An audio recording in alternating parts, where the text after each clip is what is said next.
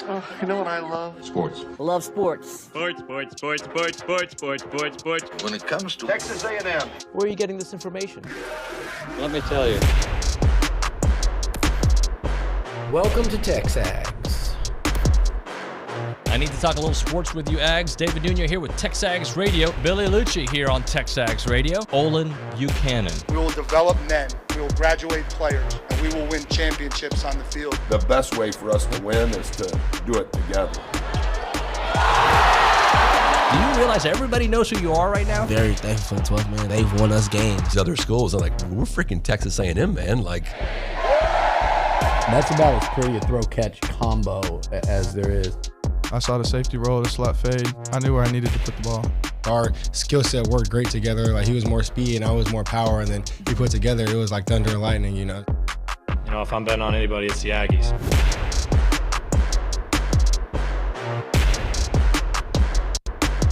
It may not mean anything to you, but to me it means a lot. And we hear coaches do this all the time. But yesterday, Coach Elko, starting his press conference, really just propping up all the programs here, the spring sports dominating. To me, it shows a community. It shows a bunch of dudes working together and a guy who gets it. Welcome into TexAgs Radio, presented by David Gardner's Jewelers, Rollo Insurance Studio Go Hour, presented by The Warehouse at CC Creations. I am David Nuño. He is Olin Buchanan. He's our Heisman Trophy voter. And, of course, our good friend. Today is Thursday, April the 18th, 2024. OB, good morning, buddy. Good morning. You agree, though? Yeah, I think, first of all, Elko just keeps, like I said, he does everything right. But I think it's great, and I think it's smart to acknowledge all the success that Texas A&M athletics program has. First of all, he's a fan of sports, right. So he's impressed with what's going on with the baseball and softball, and I think you mentioned either golf or tennis or something. But anyway, mentioned them both, I think. Yeah. Here's the deal. I just think that winning attracts winners, and if you just hear, even if you're not paying that much attention, but you hear A&M's number one in baseball, and you hear A&M's doing this in softball, and you just associate it. You hear it enough, you associate it with, man, that's a winning program. More and more people want to be a part of it. I don't think it's a coincidence. Now, some people will say this is a stretch, but I don't believe it. I don't think it's a coincidence. It doesn't happen all the time. But Baylor, when they won their first national championship in women's basketball under Mulkey, yep. And I'm trying to remember what year that was, 2002, 2003, something like that. In that range, yep. It wasn't long after that other programs started being strong. Sure. Now, they had some issues, of course, but next thing you know, their football team was a championship-level football program, and then, men's basketball followed. You had to get good coaches in. But the thing I'm getting at is I think that set an example that, you can win at Baylor. Well, you can obviously win at Texas A&M. And the more successful programs you have, I just think that permeates across the entire department. Every coach that comes in this studio to talk to us shows their love for the football team and for the other programs, right? So it is nice when the top dog, because let's face it, football's the top dog here. When the top dog acknowledges, and not only acknowledges, goes out of his way, goes to the games, and knows it without talking points in front of him. Like, he just gets it. And to me, that just shows like an athletic department that gets along. Does that mean you're going to win on the field? No, but it's a step towards a community that can build a championship environment throughout the entire athletic And I think program. It's great when you see coaches supporting each other. I saw Buzz Williams at the baseball game on I guess that was, what was that, Tuesday night? Yeah, I saw Buzz Williams at that game. So I just, we've seen Elko at baseball. We've seen him at basketball.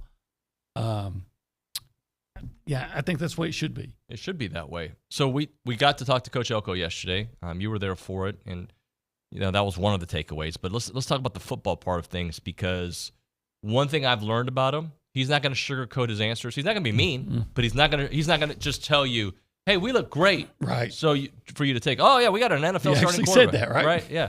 He's going to tell you where he thinks, hey, we are probably where I expect us to be, but we got a long way to go. Yeah.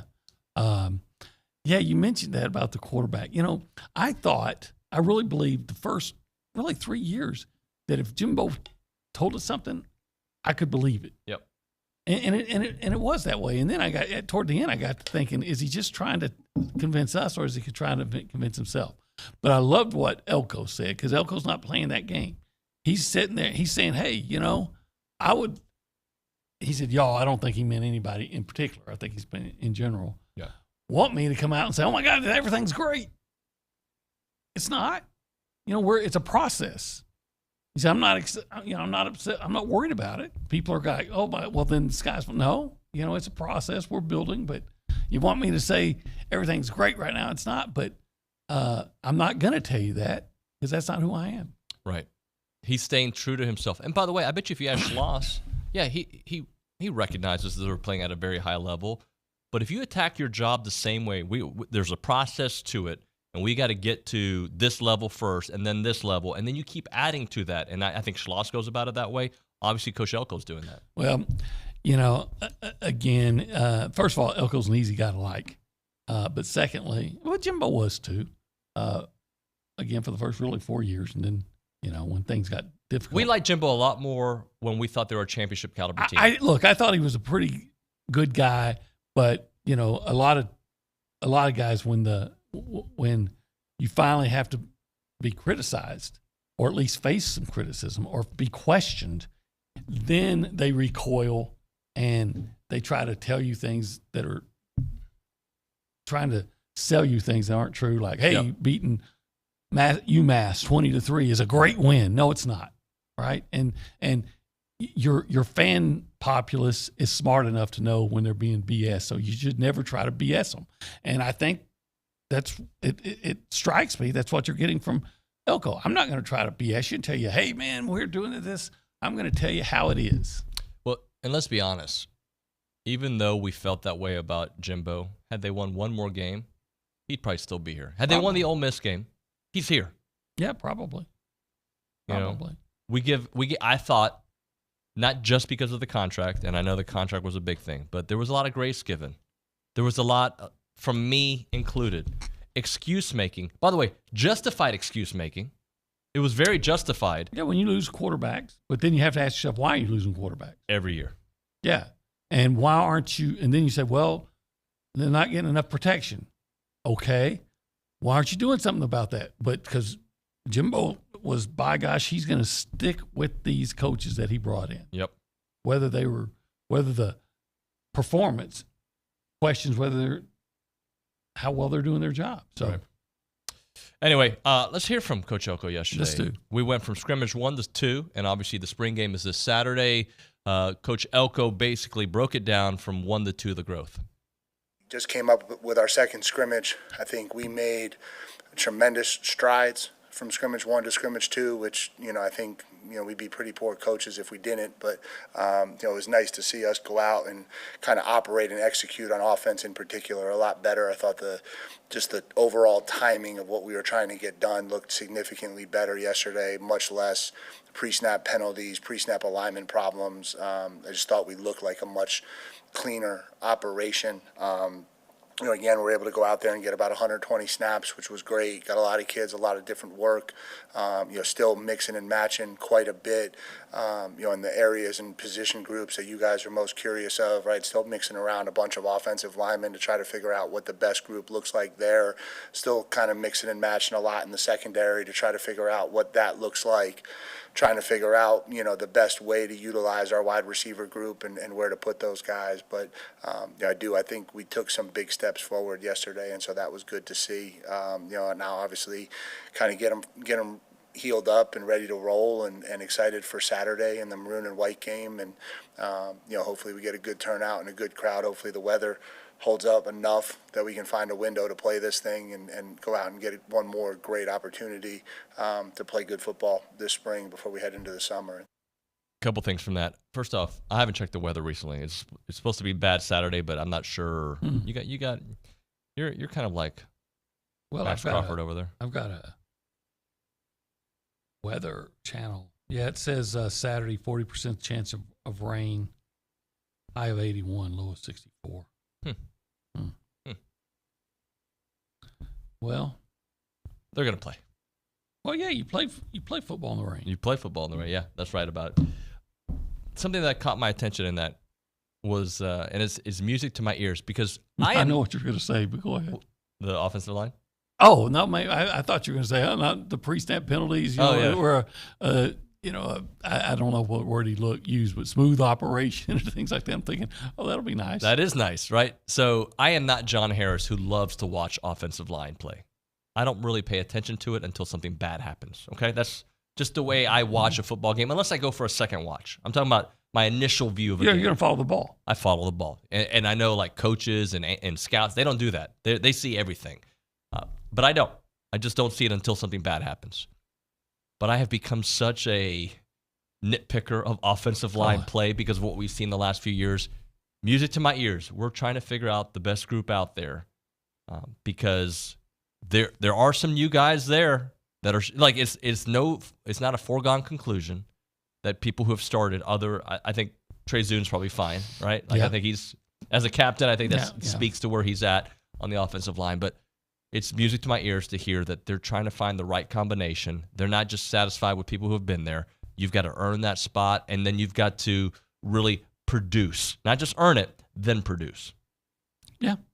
And, there's some guys that have to play better. And hopefully, I think there's still probably – I wouldn't be surprised if in the transfer portal, if they don't try to bring in another offensive lineman or two. That's – if – you got to have depth, but beyond that, if a guy's not playing well enough, then I need to have an option. Yeah, yep. And maybe in the last couple of years they haven't had options because of whatever reasons, injuries or. But I'll go back to a couple of years ago, for instance, Trey Zune played with a bad knee, and a torn labrum. Hurt, everybody, people were talking about, he was not very good ways. Of course, nobody knew how hurt he was. Sure. Again, let me say it. He played with a bad knee, torn labrum. I think he had a dislocated kneecap. I think that's what it was. And you're going to tell me you didn't have anybody better that could play that was better than a guy playing with a torn labrum and a bad knee. So either Trey Zune is awesome, and hopefully he is. Yeah. Or what happened to the development, the depth? Right.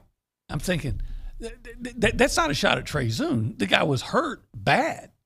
But you're going to tell me that other guys, your other tackles on your team were not as good as a guy with a dislocated kneecap and a torn labrum. By the way, I don't have the clip cut for this purpose, but when they asked Zune about the difference, and he was given some props about just the way Adam Cushing's going about his business and details and explaining things instead of just storming and cursing. And I believe it was the why behind it, why you're doing certain things. Yeah. You want to hear one more? Yeah, absolutely. One more about the portal, because you just mentioned you wouldn't be surprised if they brought in another offensive lineman. Try to anyway. If I'm them, my eyes are open at every position, right? You got to keep your eyes open. But I'm thinking O-line, bring in another dude. I'm thinking wide receiver, a dude or two, and there's some potential visitors this weekend or a visitor this weekend. I'm thinking cornerbacks. Those are all three areas, but it hasn't been the mass exodus part two that some people were thinking, not necessarily for A&M, but in general. I don't think the spring portal has been as crazy for football as a lot of people expected. Here's Coach Elko on that. Certainly we're in a much better place today to handle it than we were. We kind of stepped right into the hurricane. I think, we've had the last 4 months to prepare for this hurricane. And so I think we're a lot more prepared for it right now than we were then. I do think in some ways the spring portal is slightly less chaotic than the winter one is, especially for us in the SEC. I think the lack of SEC to SEC mobility creates a little bit more stability on our end, for lack of a better word. But I think it's you have to prepare yourself for these things, and you just got to be able to balance things. It's just the way it works. There's so many different times now over our calendar where you're trying to do a lot of different things, right? We've got to finish spring ball. We've got a spring game. We've got the portal open. We've got incomings. We've got outgoings. We also have junior recruiting that's starting. We've got to manage that. Then you get into June and you got, practices with the players, and you've got camps with kids, and you've got camps with high school prospects, and you've got official visits, and there's just different time windows where now they just kind of dump everything into them. And so I just think that's probably why the football organizations have grown so large. Part of that, I think also there's less, it's still an unknown what this Elko era is, right? What this regime is, but there's less of an unknown than in early December, where he's trying to figure out his staff, what's going to happen here.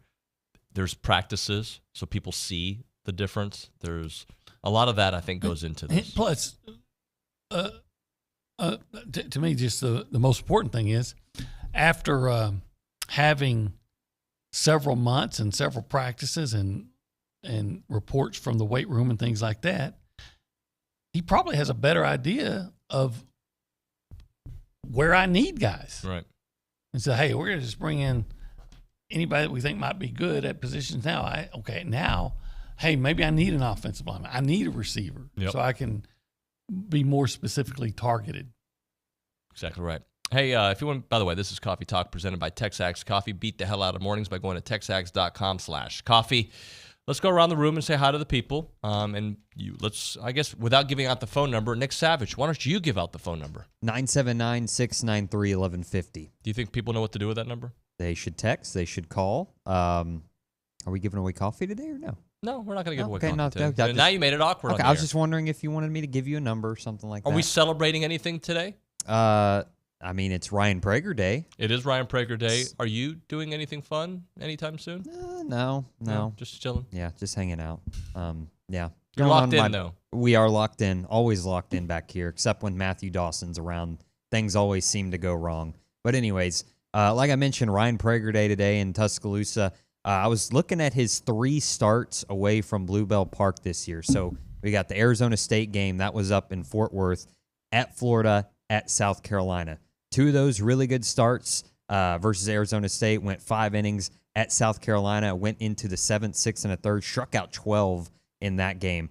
But the blemish there is the Florida game where he only went 2 1/3, struggled a little bit there. Didn't actually get the loss in that, so he still got that perfect record. But, I think that's kind of the one outlier. I don't think we should expect that whatsoever from Ryan Prager, from what he's shown us so far this year. So, as we have said all season long, if Prager can be the tone setter tonight, the Aggies will be in a good spot to take another SEC road series. If memory serves me correct, last year, A&M beat Bama in game 1 of that series.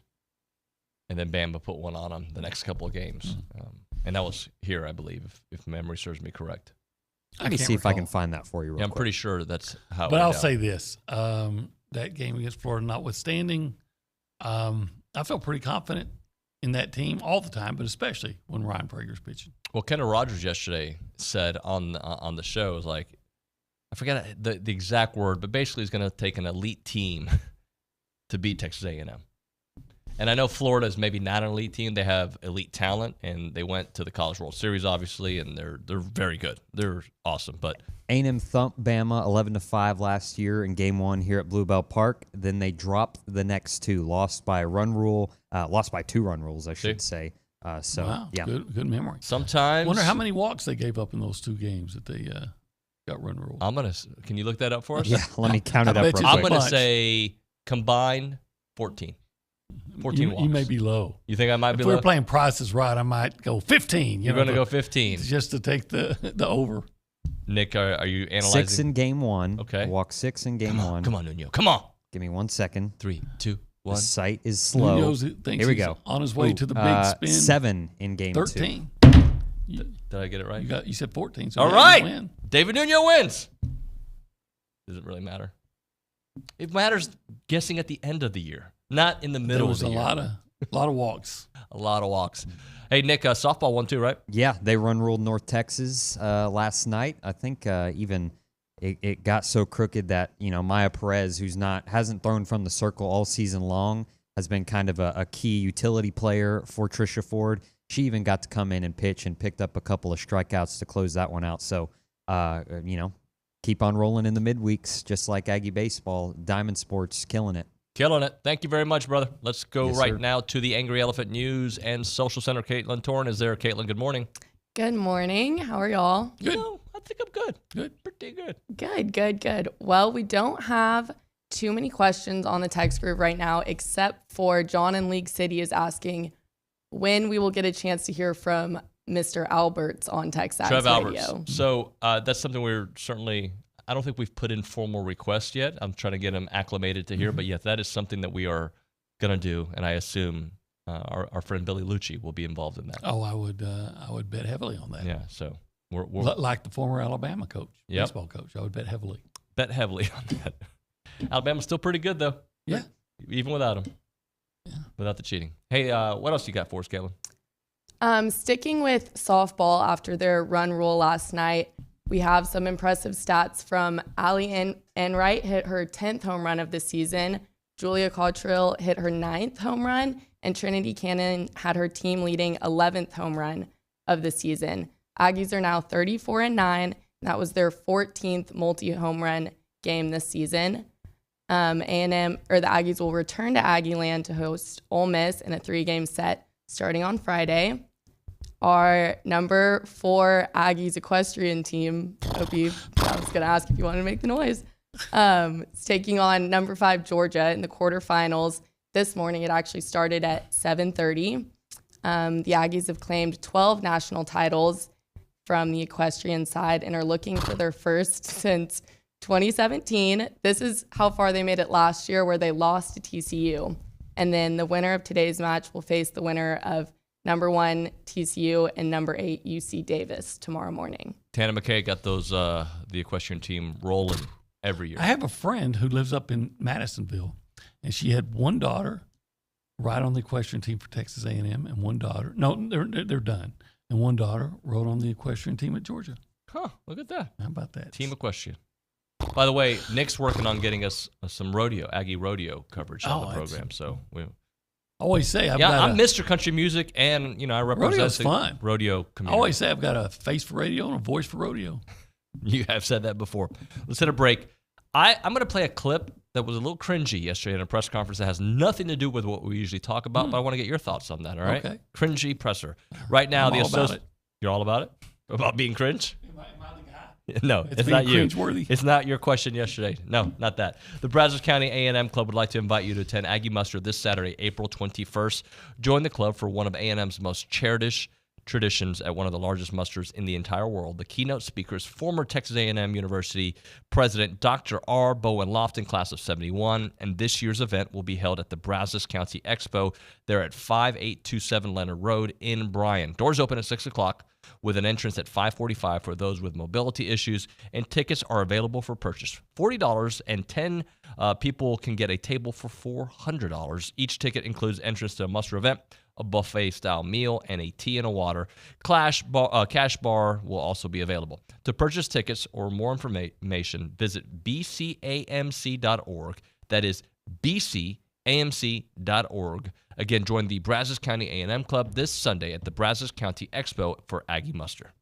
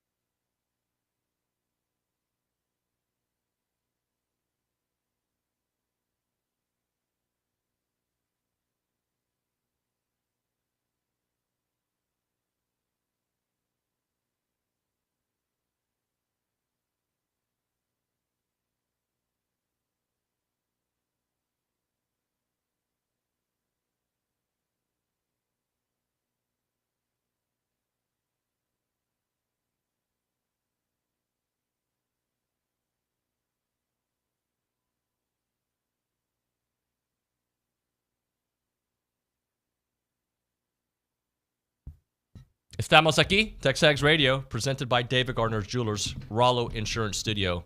Go Hour, presented by The Warehouse at CC Creations. Maroon never looked so good with Maroon U. Watch me get OB on one. You love penalty kicks at the end of games, right? What games? What kind of games? Soccer games. Oh, European kickball? I never, I got to admit, I rarely have watched any. I think the last time I watched a soccer game, it was the United States against Portugal, and Tim Howard was doing real well. Versus Ronaldo, yeah. I remember that game. That was 2000. I think Portugal scored like in the last minute to pull it out at the end. It was disappointing. So I haven't seen soccer since then. You've watched soccer since then. Come on. No. Women's World Cup? Megan Rapinoe? No. You sure? No. All right, let's move on. Are you familiar with Greg Doyle? Yeah. CBS Sports. Yeah, we've had him on. We've had him on. Oh, is that right? Yeah, Gabe and I did. Did you see he was trending yesterday? Yeah, he said something, and I know he had a column today. He apologized about it. Yeah. I'm going to let you listen to it. Okay. All right, and you tell me what your thoughts are. Okay. Because you haven't heard it, right? No. Okay. Here's Greg Doyle yesterday at Caitlin Clark's introductory press conference with the Indiana Fever. Yes, that's what we're doing. I got a fever. Hi, Caitlin. Greg Doyle, Indy Star. Real quick, let me do this. You like that? I like that you're here. I like that you're here. I do that at my family after every game, so. Okay, well, let's start doing it to me, and we'll get along just fine. So, question. All right. So let me jump in there. It's hard to tell what he was doing. He was giving her the heart thing back, and then he sounded like a creepy old man when he was like, "You do that to me, girl. You know, I know." That's how it sounded to me. I don't think it's as bad as the social media mob canceling culture but it was creepy. He was, I agree, and he's trying to be funny, and it backfired. And I guess people, I don't know anything about it because I didn't know what he did, but I guess people are saying, "Hey, did you ever do that with Reggie Miller?" Right. But then Reggie Miller probably doesn't do that, right? It was you know what it needs to be? His editor needs to say, "What were you? Don't ever do that crap anymore." Yeah. Not that and he's been. I don't think he's been in controversy before. He's been around for a while. Yeah, he's been around. Just a stupid thing to do. Yeah. I didn't think it was. I don't think it's a huge deal by any stretch. It just sounded cringy. That's probably. Is that the word? Cringe? Oh yeah, I think it's extremely cringy. It's what the kids would call a hard watch, David. It was a hard watch. Okay. Agreed. I don't know if cringy is really the right word. You don't think it was cringy? I mean, it is cringy. There's better words to describe give us one. Yeah, give us one. Give us a couple. Not the one Nick gave us. You got to give us a different word. Like if that happened to you and you were telling your girlfriends, can you believe Homeboy did this? I think it's more weird, a little creepy than cringy. Cringy's not as like creepy. So if that makes sense. So this if is you worse. Want to use the lingo. This is worse than cringe. Yes, this is worse than cringe, I think. Huh. I don't think he was. I guess I don't completely understand the huge difference between creepy and cringy. You're just taking it a bit further. I'm just saying that, like a creepy dude probably drives the ice cream van without any things on it. Don't try to be funny in that setting. In that setting, but yeah, he and look, he wrote a column apologizing. Yeah. Now the problem I did see part of his column where he says, well, now he's trying to go the full mea culpa and say, yeah, I agree that the women should get paid as the same as the men. I'm like, wait a minute. I believe the women should get paid the same as the men, the WNBA and the NBA, when they produce as much money as the men. Mm-hmm. Well, I believe the children are the future. You got to treat them well. Okay, Whitney. All right, let's hit a break. We're going to come back. I do want to talk to Stephen McGee because I think he's scheduled to be on the show. At some point, we're going to get some more Aggie baseball in there because huge series coming up, so we'll do that. Right now, though, we're talking about Heritage Films, my good buddy Chance McClain, who runs that bad boy, and all the good stuff that they do there at Heritage Films. You need to check out their hard work out there because what they do is they make documentary films about families. They do that for just about every Aggie that I know, right? If you want to tell your story and your family story, you need to reach out to Chance McClain right now. Why would you want to tell your story? Well, a couple of reasons. First off, it's cool to see your name in the bright lights and the editing and the cool questions and pictures and videos that they put together there at Heritage Films in a 2-hour documentary style. That's cool to see. But it's also a chance to preserve the family story and the family name by those who were involved in that. Not a game of telephone where you pass it on to the next guy and you pass it on and then the stories change. No, Heritage Films gets to the source of the story, and it's done in such a first-class way. Chance becomes friends with his customers because he loves their stories. He likes knowing more. He's a people person. He's very creative, and he loves doing that. He also has the Year Flicks, and the Year Flicks is an awesome option as well, which is more reserved for the youngers out there. It's a 20-minute Q&A video for kids 12 to 25, let's say it, right? Somewhere in that range where you're trying to do benchmark videos and find out a little bit about them in these short, fun kind of Q&A style videos. The website is heritagefilms.com, yourheritagefilms.com, yourheritagefilm.com. The phone number, 713-893-8341. Let's try it again, 713-893-8341. It's Heritage Films.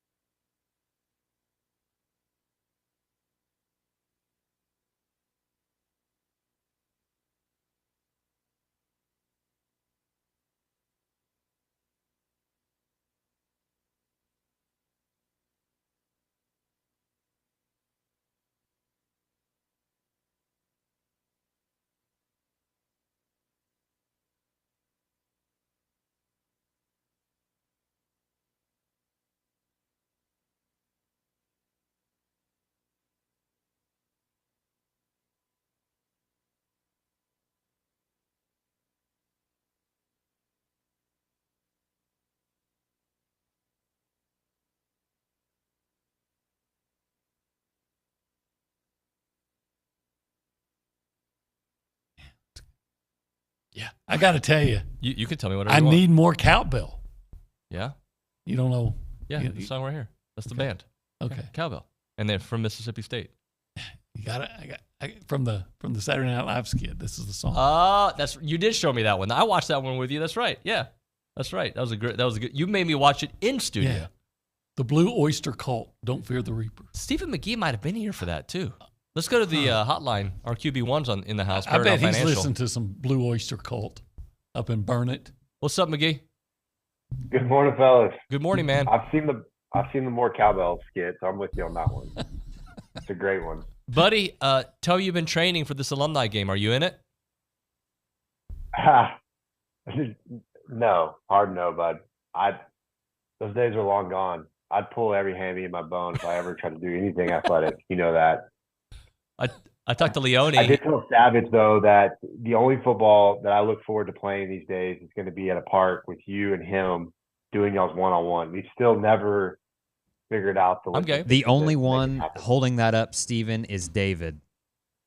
Yeah. Does he not know me? That sounds like a challenge. Does he not know me? Now it's going to be a football? I mean, fine. I've never claimed to be great at football. But I feel better about my chances with football. I've seen you run. I'm not really that worried. But okay, fine. I'm shifty. Yeah, and I'm also physical. It's called pass interference. Did you say, David, did you run a 40? Am I best? Yeah. My best? Not like right now. Oh, right now, probably 8 seconds. I'm so slow. But in my best, 5, maybe a little under 5. I was never fast. Never been a fast dude. I bet that McGee was. I saw him. Oh, McGee's turn 4.5. that corner against Texas and McGee, what was your dash fastest into 40? the end zone. Oh man, those days are so long gone. I can't remember, honestly. It was barely under 5, I'm sure. But I'm like you nowadays. I'm probably in the 8s and heavily rely on a golf cart to get around, you know. It just doesn't make sense to me. He's not telling the complete truth because I just walked with him across the street where we almost got hit by 5 cars. He is physically imposing still. Yes. But I think he can run faster than he say because he's already outrun some of the hair on his, you know. Oh no, sorry, Steve. There we go. Hey, Steven, when you watch the spring game this weekend, what's the biggest thing you're looking for? I mean, because you're not going to learn too much, but I'm sure your eyes will be on something. Yeah, you know, for the quarterbacks, I think it's just playing efficiently. Who can operate this system the cleanest? Get their team in and out of the huddle lined up, and then play fast once the snap happens, right? They're making decisive decisions, even if it's not the best decision. Every snap, they don't make the perfect read or whatnot. They're getting through their progression quickly, and they're playing and making decisive decisions. That's a confident quarterback, in my opinion, and that speaks volumes as to where they are in their progression. But I think the second theme for me, especially offensively, is going to be explosive plays, right? So who is that person that steps up and you're like, wow, that guy looks like he could provide some of that big time playmaking ability that this offense is going to need, right? And I think that's one of my biggest question marks for this offense is who is that guy going into the year? So, and then offensive line, it's going to be hard when you're going against your own guys and they're not really getting after the quarterback. There's going to be some early, plays where they blow it dead, where the quarterback probably could have gotten away, but you'll get an indication, hopefully a little bit of at least where the offensive line is in their progression. I'm really interested to see just how mobile Connor is. Yeah. We know he's not 100%, but where does he look and project how healthy he'll be by August? Did you see the rosters? I don't know if you did. I didn't really pay that much attention to it, but they were able to draft part of their teams, and Connor's playing with a bunch of the backups. Yeah. Well, he's Connor. He'll elevate their game. He was probably the first pick. Yeah. And then, I mean, obviously I wasn't there. I guess the next guy has the second and third pick and then the fourth pick. So. Right.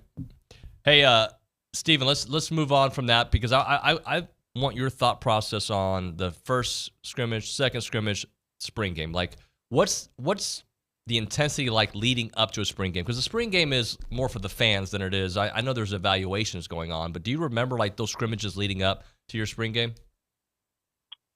Yeah, a little bit.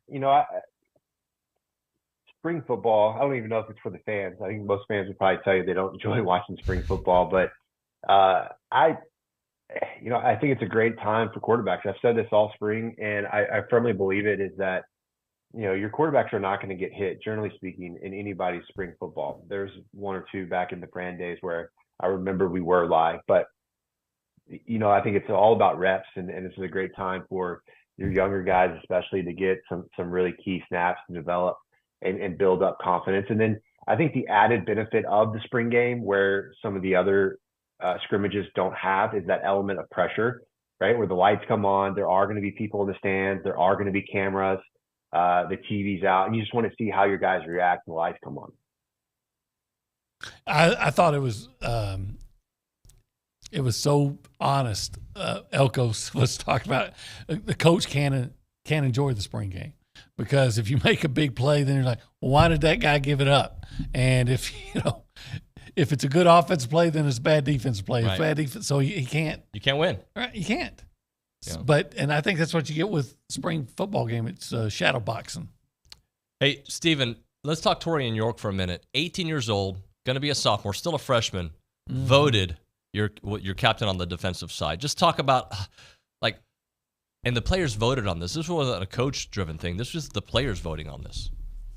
Yeah, there's no greater honor than being named a captain by your fellow teammates. That speaks volumes about the character and the work ethic, I think. And he's a guy that stepped on the scene early in his career, and he played alongside a really, really good linebacker last year. And so I think he's seen what it looks like to be a great SEC linebacker and potential NFL career. And so the bar is high, and he's operating now under a really, really good defensive-minded head football coach and a linebacker defensive coordinator, right? So he's going to get an incredible experience, compared to what the average linebacker in college football is going to get.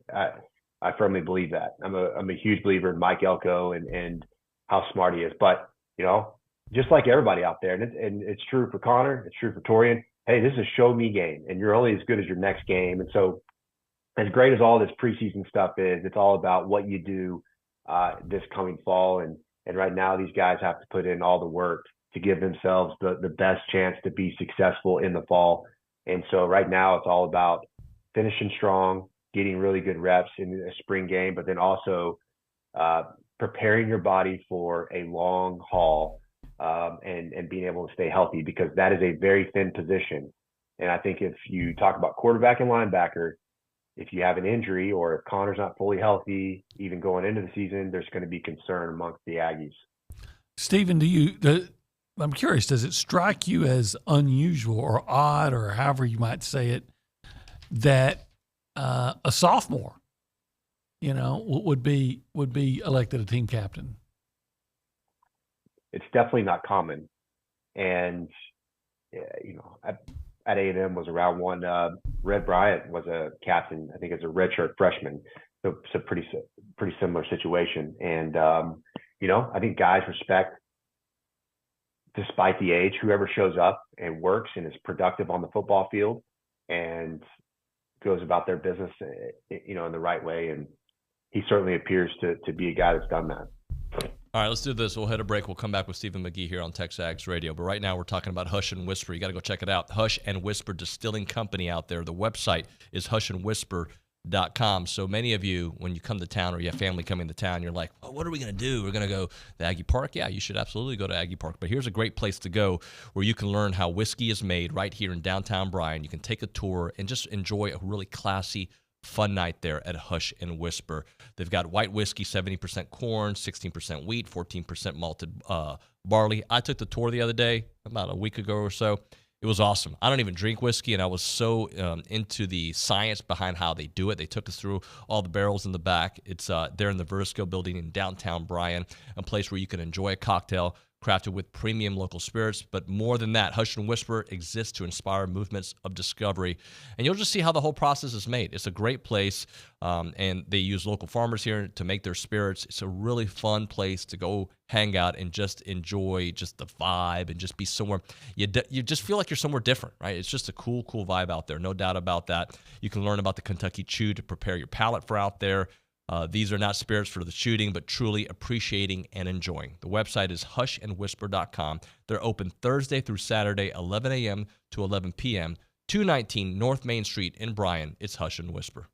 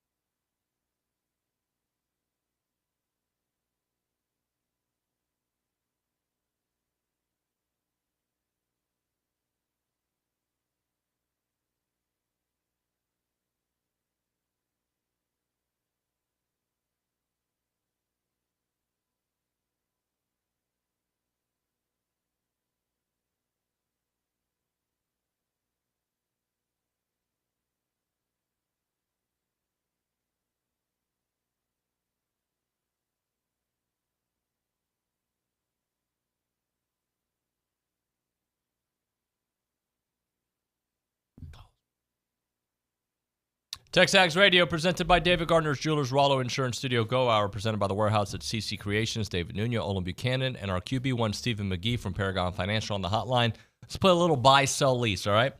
So Charles Barkley, my favorite athlete growing up, it's in the news a little bit. He and Shaq went after Kendrick Perkins. It was funny. So this is a riff off of that. Buy, sell, lease, sports analyst out there. Charles Barkley, Kirk Herbstreit, Michael Strahan. Stephen, you start us off. Ooh, this is a sports analyst, okay? Not as athletes, as what they do on TV. I think I'm a buy. Golly, an actual analyst though. Charles Barkley's funny, and I enjoy watching him, but I just don't watch much basketball. So maybe I'll lease him. I'll buy Herbstreit. And I'm gonna sell Strahan. Okay. OB. Yeah, I'm gonna buy Barkley, but I have to put a disclaimer on it, a caveat. It has to be NBA, because when he does college basketball, I think he's just like trying to cram that week and act like he knows something he doesn't. But as an NBA guy, I'll buy Barkley. I don't even remember seeing Strahan. He's on the Fox show. Okay. See, I don't. And I'd really like to sell Herb Street because I think he's. You know what? I haven't even watched. I can't even remember watching Strahan as an analyst, but I'm gonna lease him, and I'm gonna sell Herb Street because I think he's gotten to a point where he's tried to make so many stories about himself, or the crying one time about something. I can't even remember what the reason was. He's on crying, and then I'm still pissed off about him. In his reaction to Texas A&M in 2020 or 2022, whenever it was, 2020. So to hell with Kirk Herbstreit. Okay. I'm selling that guy. Selling your mouth was about to say something else. Were you going to say that analyst? That analyst. Yeah. Huh. Anyway, let me bring up this thing. So Jake Crain's going to be on the show from the Daily Wire later on today. He had a video yesterday on Texas A&M getting their identity back with Coach Elko. I saw. Yeah, it's a good video. Yeah. And, a couple things I'm going to ask him about later on the show that I just wanted some clarifications on. But that being said, what do you think about that? Like, do you feel that A&M has their identity back? And I think he's talking about being tough and gritty and being that level of team as opposed to whatever you thought they were under the Jimbo years. Stephen? I think they're heading in the right direction. That's all the reasons why we love Mike Elko is the accountability, the organization from the top down, that program, and then hiring really good assistants. We've talked at length about how important it is to have really good people around you. And I feel like A&M for the first time has that in place for quite some time.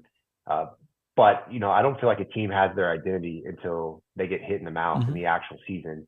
You got to get tested. You got to go through the fire together. And so this is all great and we're all excited and you got something new, the new shiny car in the parking lot. Honestly, it doesn't really mean much until you get out there in the field and you start to see how this team's going to react. I think A&M's all historically it was a white hat program for the most part. Yeah, R.C. Slocum's your coach. Who's not going to like that? Right. Texas I get, but nationally, and I think and maybe not even fairly, Texas A&M became kind of a black hat program with Jimbo. Jimbo, okay. I think I don't think it's possible to dislike Mike Elko. I mean, he was at Duke. He did good things at Duke. He's not bigger than the program. Right, it's almost that's kind of felt like you thought about Jimbo Fisher as the face. They're both the face of the program, but you thought about. There was so much focus on Jimbo and the recruiting class, and calling out Saban and all the things he did, and now you just have a guy that's going back to work. I still, and I think you do too, maybe I'm wrong, but I still defend Jimbo on the whole Saban thing. Oh, yeah, he was right. It ended up blowing up because they weren't good, but I still don't have a problem with him defending his guys. Yeah, except that if you're going to say, hey, take a look at what this guy has done, how he got those players, and you say, well, okay, well, what did he do? Well, you need to find out. How do you think we find out? We ask questions. We're asking you. Right. You made an accusation. Now have the cojones to follow. Back it up. That wasn't the word I was looking for, but I can't think of the word. Elaborate. Stephen, any final thoughts here before we hit a break?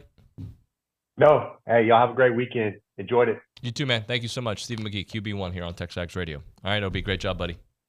It was fun. Yeah, it was. Coming up next on TexAgs Radio, Jim Schlossnagle will join us. Get you ready for that Alabama series. Richard Zane will be in studio with me. After that, Brian Kortan and Aaron Torres is TexAgs Radio.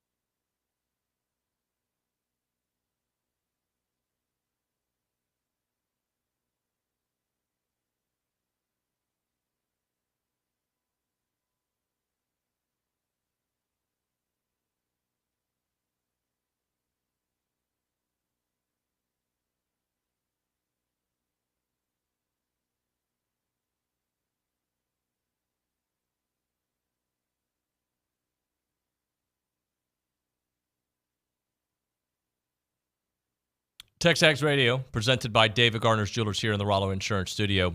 Coach Henry, Pat Henry, just sent me this text. Last home track and field meet Saturday. Running starts at 1:30. Schedule change because of the possible bad weather. So we'll be monitoring that throughout this show. All right, so, let's continue some baseball talk. We've got Richard Zane in studios. I awkwardly kind of fumble that intro. How are you, buddy? I'm good. How about yourself, I'm well. We're going to go to the hotline. Well, I don't see him on there. Maybe my thing is not connecting. There it is. Jim Schlossnagle joining us here on TexAgs Radio. Schloss, good morning, sir. How are you? I'm doing well. Good morning, guys. Thanks for joining us. So Schloss, I don't want to make a lot about number one. We did that on Monday. But just when you are taking on teams that are number one in past, just talk about the mindset of how important that series, they're all important, I know that, but just how it changes maybe the way teams attack. In this league, it doesn't change at all. I mean, okay. I don't look at playing Alabama this weekend, and I don't even know what they're ranked or if they're ranked. But we look at every single opponent as if we don't play well, we're going to lose. If we do, there's a real good chance we're going to win. So, I mean, I'm sitting here going through all their pitchers' pickoffs like I would. Same thing I did all day on Monday for Air Force. So, I think, it's rankings are just a snapshot in time. They literally mean nothing. We've all seen how great teams that have that stuff fail at the end or don't. It's not failing. It's just you don't play your best at the end. And we've all seen the teams that, we were that team in 2022 that got hot, at the right time. And we were almost that team last year. We won 6 straight. We played 9 SEC games in 11 days, and 5 or 6 straight in the conference tournament. And we were in the winner's bracket of a regional with our supposed number one pitcher on the mound ready to go. And so it truly doesn't matter. Literally, it means nothing. It's all about getting to the postseason, being healthy, and playing your best. That's it. What I thought was so cool about Tuesday, actually a couple reasons, is, on our boards and for around the fan base, it seems like the battered Aggie syndrome is really ramped up and they're just waiting for the other shoe to drop now that A&M is ascended to number one. There was no, the word hangover comes to mind with the ball club. They handled their business, won 15-5, did what they were supposed to do. But beyond that, Coach, the way you guys were able to honor the Service Academy coming in, Air Force, and having all the pomp and circumstance for Tuesday night, a Tuesday game, how cool is that to see, and how important is it for you personally, individually, to honor a club like Air Force when they come to College Station? Yeah, it was awesome. First of all, our crowd was great. Really, for a 4:00 game on a Tuesday afternoon, I thought our crowd was awesome. Just like I said before, just being on the same field with those young men is truly an honor. You got to be careful about it because I've coached plenty of games against those guys, and sometimes you look at them, and a lot of times, at least, I look at those guys with more respect and reverence than I do really any other team we play. And sometimes you can get caught into that too much, and you forget to play the game. And so that was my challenge to the team, is we actually have to go play the game, and we will respect them. We respect them during, but we're not going to get caught up in who they are and what they stand for during the course of the game. It's before and after the game where you do that. During the game, you compete, because I can promise you they're trying to kick your rear end. And so it was awesome. Just like when we were recruiting Paul Skeens, one thing I said to him was, Texas A&M is the closest thing that I know of to a military academy type place in terms of its values and stuff like that, as any public school in the country. So I think, and then you throw in President Welsh and his relationship with the academy, and he played baseball there, right? Obviously we know he ran the place. So you throw all those things together, and it was certainly a great day, both before and after. Talking to Jim Schlossnagle here on TexAgs Radio, presented by David Gardner's Jewelers. How good was it to get some young at-bats there against Air Force? Jack Bell getting one of those, Caden Wilson, Jet Johnson, all three really just getting up there and getting some reps. Yeah, Jack Bell is a really good player, man. And, just trying to figure this thing out and develop him while we are, still trying to win the games. And sometimes young players, they don't have the information we have as to who we're facing and what the matchups are. But my prediction, Jack Bell, if he held a gun to my head, he's going to play baseball the longest out of with the exception of maybe Grahovic. He's going to play baseball the longest out of maybe all those guys. And he's that talented of a player, but every single player has their own story. And we believe Jack's is being written right now, and it's got some unbelievable chapters ahead of it. So getting him in there was great. I've been looking for weeks to get Jet Johnson an inning. His sim games have been great. He's done a lot of strikes. But you also, again, you want to put him in a spot where he can be successful, and you always wonder about that very first time. And so to pick a spot where it doesn't maybe hurt the team if it goes sideways is a challenge. And then Caden Wilson he's super talented. He's been battling some stuff all year long. He threw a lot of strikes. I was super proud of him. It's actually a pretty good pitch. He gave the home run up on. That guy had 4 hits. He's a really good player. Next guy gets a single, then he goes 3-0 to the best hitter on their team, strikes him out, and then gets a double play ball. So he goes from 3-0 and a runner at first base to getting out of the inning. That shows a really good level of maturity on his end, and we're going to need him this weekend. Alabama's got a lot of really good left-handed hitters. They have a lot of good hitters, period. And so hopefully Caden can rebound, help, feel good. I haven't talked to him yet, but hopefully he'll feel good and be able to help us this weekend. Really nice night, Tuesday night for Jace Lavalette. 4 hits, obviously finishes a double shy of the cycle. Coach, with a player like Jace, were you surprised he actually hit a home run in that last at-bat, knowing that he probably would have preferred to have the double and stop at second? Well, I was curious, and maybe you guys can find out the answer to that question. If he would have hit the ball to the outfield for a potential double, that would have scored the 10th run. Would he have gotten a double? I was having that conversation with Broninger, and I told him I think it's a single, and he was telling me, no, you're wrong, but you know how Broninger is. Yeah. If you held a gun to my head, I think it would be a double, because if you hit a homer, it's a grand slam. It still is a grand slam. It's not like a sac fly or a single. So I think if he would have hit a ball in the gap and got to second base, that would have been a double. So, but yeah, I'm not sure. Actually, I'm pretty sure I know what Jace was thinking. He was thinking more 3-run homer than he was double. I would guess, but I haven't asked him. Not 3-run homer, but his 3rd homer of the game. Schloss, how do you feel about the pursuit of finding a 4th starter there? I know you've had some other dudes pitching, and what's your feel like for that 4th spot? As you guys know, I'm pretty consistent in speaking my mind, and so it's a concern. Not a concern because we don't have options. It's a concern because no one has taken it and run with it. Cortez is pitching, really, really well in the role that we need him to pitch in. This weekend is going to be a big challenge to all of us, and it's going to be an even bigger one to Chris because of all the left-handed hitters. But I think with all of his other pitches outside of his fastball that he has going right now, I think that's going to help him. But the way my mind works is, what's the worst-case scenario? What happens if we, get in the loser's bracket? If we make a regional and we get in the loser's bracket, how are we going to pitch our way out of that? How do we get guys experienced so they're ready for that? I think Weston did okay, but he didn't have the same mentality going into the start as he has as a reliever. So maybe we give him another shot next week and see if he can change that.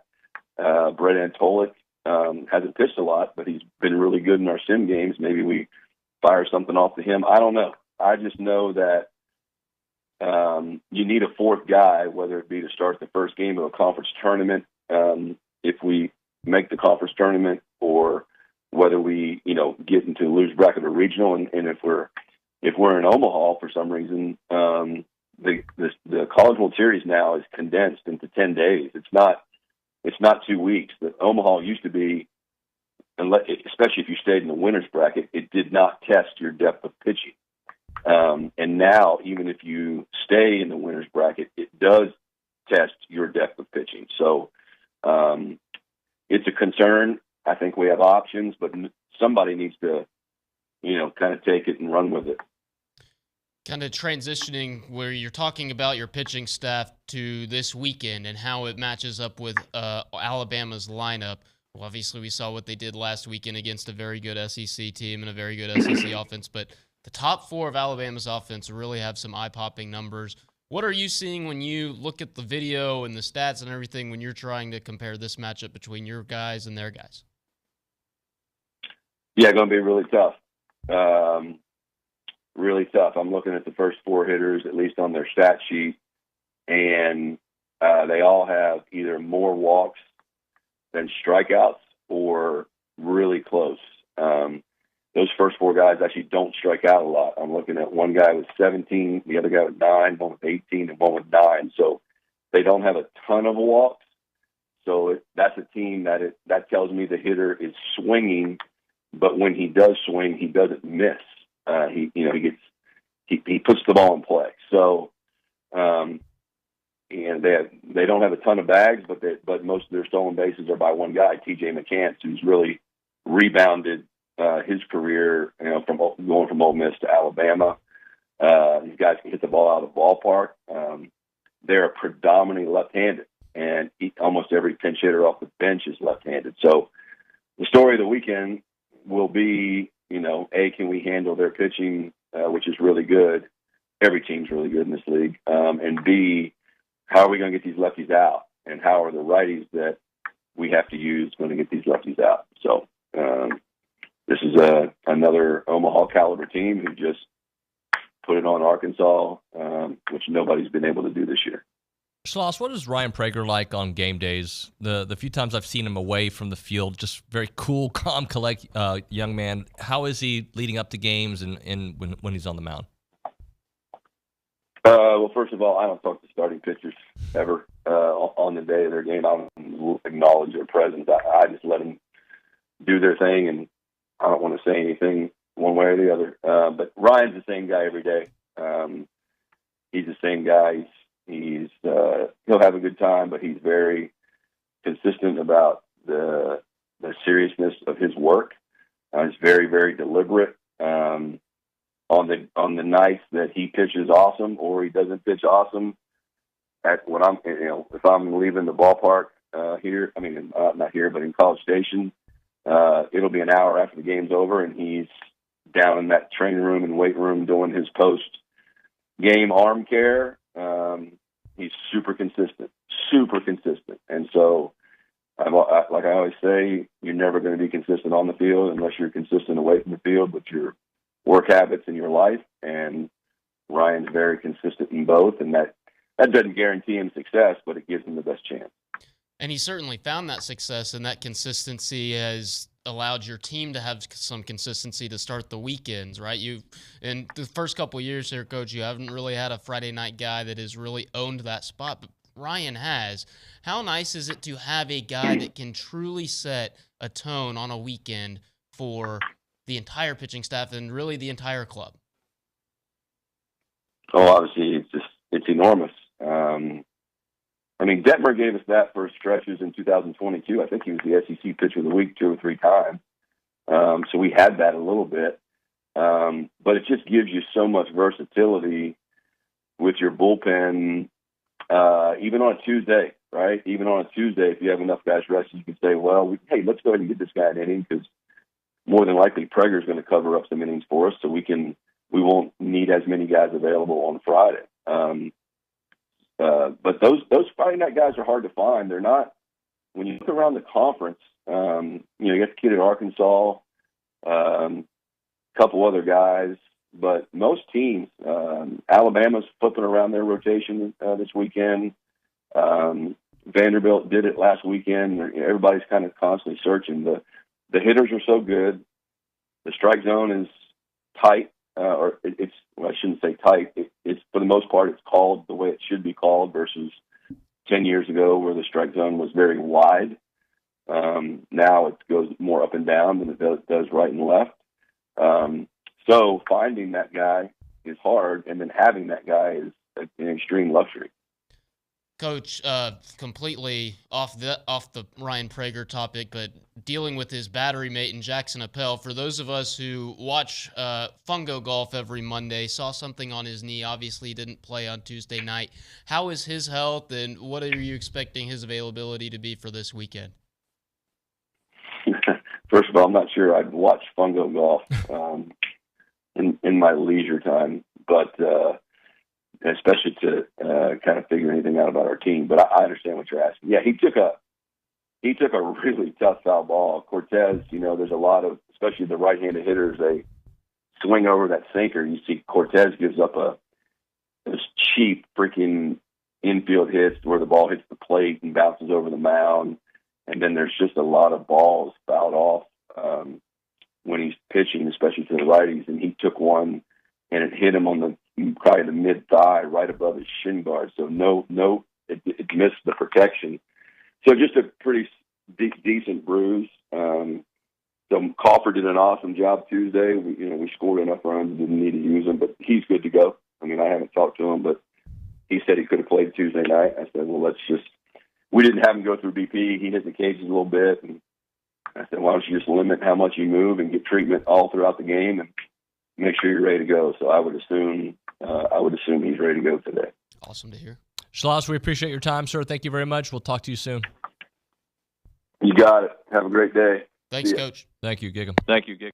All right, Jim Schlossnagle on the hotline. Richard, got to feel really good about where they are, but let's not forget this Bama team last year. Different team, but this Bama team put one on A&M. And they just put one on the formerly number one ranked team in the country, too. So it's life in the SEC. It's a gauntlet. It's a grind. If you take any weekend lightly, you're going to get bitten. And I don't think they're going to do it because of the guy they've got calling the shots and the guy we just talked to. Well, I love how he answered the question when I was like, the mindset of taking on a number one team. I got to think opponents get amped up for that a little bit more. That being said, he's exactly right. It doesn't matter who you play in the SEC.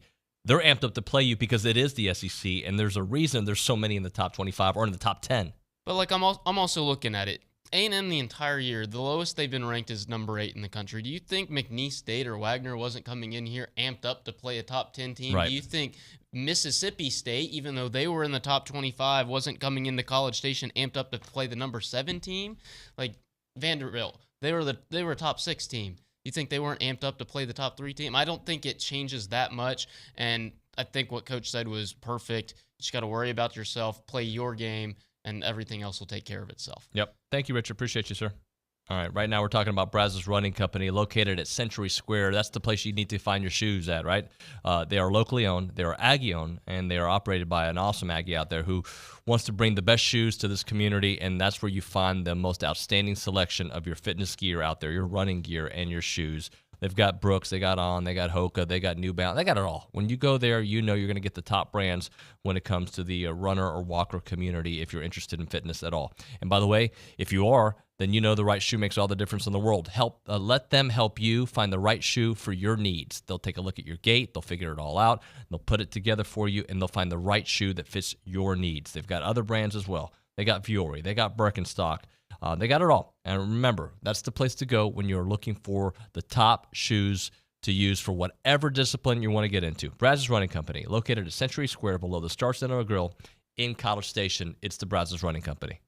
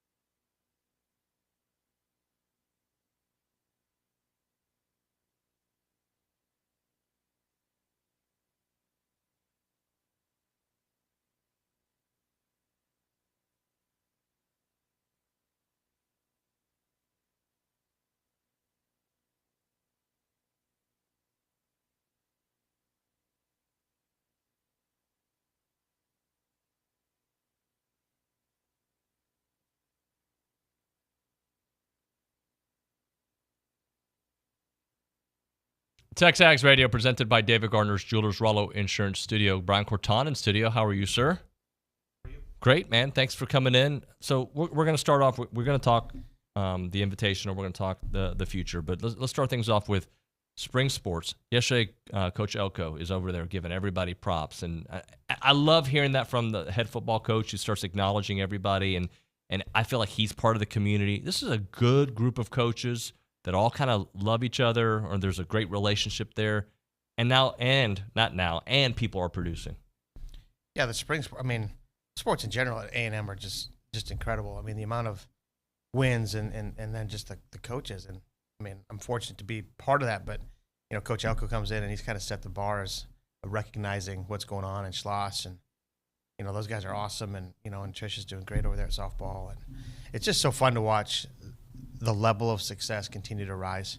And no matter what's going on, you know, because there's been a lot of stuff going on with college athletics, but these athletes continue just to perform, and I think it's just awesome to see. Yeah, and is there any competition, like friendly, in your mind? Like, oh man, I gotta be number one too. Like, I mean, that of course that's always the mindset, but when there's others doing it, it kind of raises like the stakes, doesn't it? I mean, like, you can look at it that way, or you can look at it like all these, you know, coaches are motivated anyway to be that guy, and I think that's kind of where more it's at. I mean, shoot, heck, my counterpart across the hall at the office, I mean, Garrett, they made a great run at SEC. So, man, he's got a good team built for the postseason too. I think they got a good run in him again this year. But just in general, I mean, just the sports and the will of the coaches to, you know, to be successful is just tremendous. Do you like the way your team is building? A nice run as well. Yeah, I do. I like who we are, and I like our identity. I mean, it's fun to play the regular season stuff, and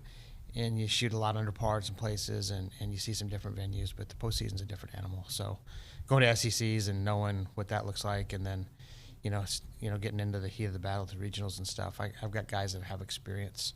I got 3 guys that won golf tournaments fairly recently, and you know, and then some other guys that just have a ton of experience as well. So I like where we're at right now. Well, let's go back then. The Aggie Invitational, how was it? You know, it's playing at your home venue can go a couple different ways sometimes in golf, because and maybe in other sports as well, because you have some things that have happened on the facility or the golf course that you don't like, or you have some things that you do like. So, and the weather was tough, and Baylor came out and played some really good golf that day. But in general, we could have handled a few things better. But I thought our guys fought their tails off and then had the best round of the day the last day. So. They did a really good job. Jaime wins the golf tournament. P's right there with him. We just didn't ham and egg it very well the other parts. You know, and going in there, Danny was nursing a back injury, which he hadn't had for, you know, since he'd been here. We really didn't play any golf coming in there for a whole week. So I like where we're at. I like winning. I hate handing out trophies, man. I hate it. I like getting them. I hate handing them out. So a little disappointed we didn't win that, but I think we showed what kind of team we are that last day by, you know, being the low team that day. Well, what about Jaime's performance? What takeaways did you get from it? You know, he's been trending this whole semester in terms of kind of getting where all facets of his game are in the condition that he wants them. And he's getting close to that. Now, that's not meaning that it's automatic and every day, but he's worked his tail off. I mean, he's a great worker at it and really a student of the game as far as just working. And he's getting better at listening and taking coaching and really soaks it in, and a calm guy that, you know, that wants to win. So to see him do that and finish the way he did, and, you know, and win that golf tournament, that's pretty cool to see for him. And you mentioned Pickashaw not too far behind.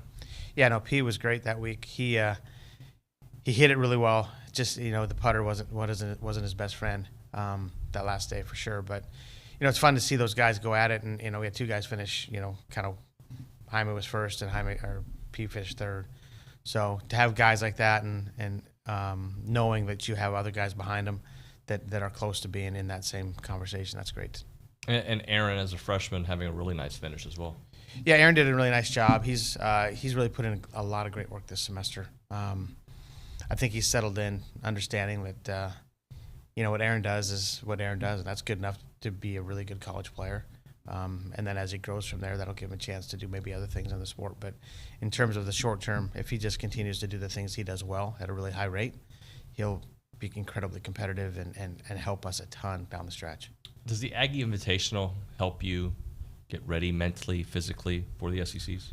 It does, because our golf course is hard. Mm-hmm. You know, we caught it on a really windy weekend, so it's a hard golf course. I mean, there's coaches that tell me they hate coming here because it's so hard. They love coming here because it's so hard, and they hate coming here because it's so hard. So it's a challenging spot, you know, especially when the wind gets blowing. I mean, those of you who've been at Traditions, I mean, it's visually intimidating, but in actuality, it's pretty wide. Yeah. Until you played a bunch and can understand where the wind's at and take care of your golf ball because you know a little bit more information, it can be a really uncomfortable place. When I was covering the Houston Open, I remember a lot of the golfers said that the reason we come here, because it used to be the week before the Masters, was like to get us ready. Like, we want these challenges, like to mentally get ready for it, and then you can move on. Yeah, there's a piece of that that a lot of the teams like. I mean, that come, in the past we've had some really great fields here, and now there's been some other tournaments pop up, so the fields have kind of dispersed some. But some of the coaches really like it because they believe it really does prepare them for the postseason because of the challenge that Traditions is. How is the health of the team here entering the postseason? The health? Yeah. Heck, they're good. I mean, it's a long season, but we've got a nice break here, so we don't head to SECs till Monday, but we've been off it'll be almost a little over 2 weeks. So they get rested up, catch up on their studies, get comfortable with their classwork, and it sure makes traveling a lot easier when you know that you're sound back home and that your test score has been pretty good. What do they do, like, to rest their minds? You know, you get a little bit of a break like that. How do they kind of physically, mentally break it, and, you know, take the time to get ready for it? Well, everybody's a little different. I mean, there's guys that don't. I mean, there's guys that'll be there every day. It's maybe not quite 8. It might be an hour, go sit on the couch. You know, they watch the Masters all weekend. So that just in itself is a nice break for them. And, usually when they're sitting there watching the Masters, it's pretty cool to watch them watch a golf tournament together. But in general, every guy's a little bit different. We still work out in the gym, 3 days a week. Some guys get the extras in. They still hit the golf balls they need to hit and hit the putts they need to hit. But in general, I think their intensities maybe dialed down just a notch. Sure. And maybe do a couple other things. Some guys have been going to some baseball games. They've been doing a few things like that. So just being college kids for a few days in there helps kind of decompress. What is it going to take to break through the SECs? I think it's last year, Florida in the semis. I think the year before, too. What do you think needs to happen? Well, first you got to get in stroke play. You got to handle the stroke play portion and get to the match play. And match play, you like to say anything can happen, but still you got to play some great golf to get through that. But our goal always is to battle through the stroke play and get our chance at a match play. And I like who we are in matches, and I think we can do well there. But you have to, it's the hardest. We're the 20th ranked team or 21st ranked team in the country, and we're about the 8th or 9th ranked SEC team right now. So similar to a lot of sports, we got a conference full of champions. So it's you better show up and be ready to go. Isn't that crazy, though, that you are in the top 20, you're the 8th in the SEC, and any of those teams go international championship? Yeah, it's a pretty deep conference in terms of the skill level, the talent, what we're capable of, and I like the fact that we're in there. I mean, that's what our guys want to play for. They're in this for those challenges. They want to play against the best, and if you're going to play against the best, and then we've got the best in our conference, and then next year you add in a few others. I mean, Texas and OU come in, and there's 2 more teams in the top 20 every year, top 10 every year. Heck, I mean, it just gets stronger and stronger. So get through the stroke play, and then we'll just play our tails off at match play. And we've been close a few times, so you don't know. It's that time of year. And your team's battle tested, so I mean, they know the grind, they know what's at stake, they know what it feels like. Yeah, I've got some guys that have won some really serious matches and done some really good things for us. So, and they've been there a lot, so the other guys can kind of ask questions and lean on them here. But in general, these guys just love to compete. I've got a competitive group. Obviously, led, like I've mentioned before, Danny. Danny's the kind of the most competitive guy. I've been around for a while, so it's fun. It's fun to be around him when it gets time this time of year. Coach Kortan, thank you, sir. Appreciate it. Appreciate you. All right, when we come back on TexAgs Radio, Aaron Torres with Around College Sports. That's coming up next on TexAgs.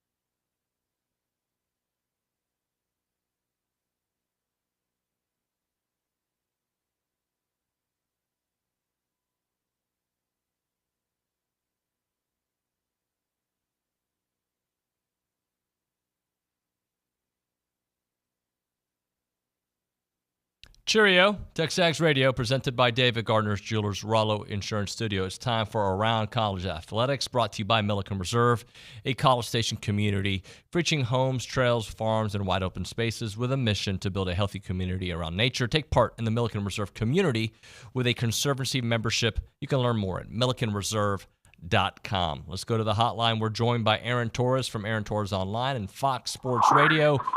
AT, how's the freeway, buddy? How you been? It's good. The freeway's good. Hey, I got two quick questions for you. I was thinking about one. First of all, what was that Cheerio thing? I'm a little confused on that one. What was that about? I don't know. Just sometimes I say hello like that. Cheerio. Okay. Okay. All right. It's like my British soccer guy. Yeah. I heard. Okay, that's true. You are a big soccer guy. Okay, so number two, and this is a serious question. I'm sure you want to talk football. I don't know what we're going to talk about today. But so obviously, hoops just finished, portal, whatever, blah, blah, blah. And, everybody puts out there way too early, top 25, whatever. And I've seen a couple with Texas A&M in it. Wade Taylor, not an NBA player, will probably come back. This guy could come back, whatever. Like, where is the fan base on this core? Because I've seen that, and I'm kind of just like, dude, I've seen this movie like 3 years in a row, not necessarily with Wade Taylor, but like, feels like, because you made the tournament, you won a game, you easily could have beat Houston. So there was some momentum at the end, but it's like to just kind of run it back with the same group of guys last 3 years. It's kind of been, you're on the fringe of the tournament every single year. I guess maybe not the 2023, but what is like the vibe? And I know baseball's doing well and football's a priority this time of year, but just curious about from a basketball perspective, what it will look like to start next year if the vast majority of this core, along with Buzz Williams, is back. Well, right now, the Aggie basketball, I think, is out of sight, out of mind, unfortunately. I don't think a lot of people are paying it a lot of attention. That being said, I can speak for me and for basketball fans. I think people are super excited about bringing a core back, right? Like, that's in this world of college basketball where there is the one and done, and, I especially A&M not being a basketball school, when you can bring back a veteran nucleus led by a couple of scorers and the emergence of Manny Obaski at the end of the year and the way Wade Taylor can get to the basket, I think there's excitement. Look, I think there's a cap to what that core can bring you. Could they have made the Final Four? I think that's what I'm trying to get to. Yeah, but I mean, could you have made an argument for that team to make the Final Four this year if you beat Houston? Yeah, you could have. If they make a couple of free throws, they beat Houston, right? Just a couple more free throws, they win. So you have that. You also have, could they have beat Duke? I think so. And then what are we talking about? So, look, it's got to be the matchups. It can't take so long for A&M to get going like it's been the last couple of years, right? So there are some issues there. But considering Reed Arena being prehistoric, considering that this is not a basketball school, considering that the kind of players that Buzz goes to get, there may seem like a top level to them, but I can make an argument that they can bust through that if they just clean up one thing, and this year that would have been free throws.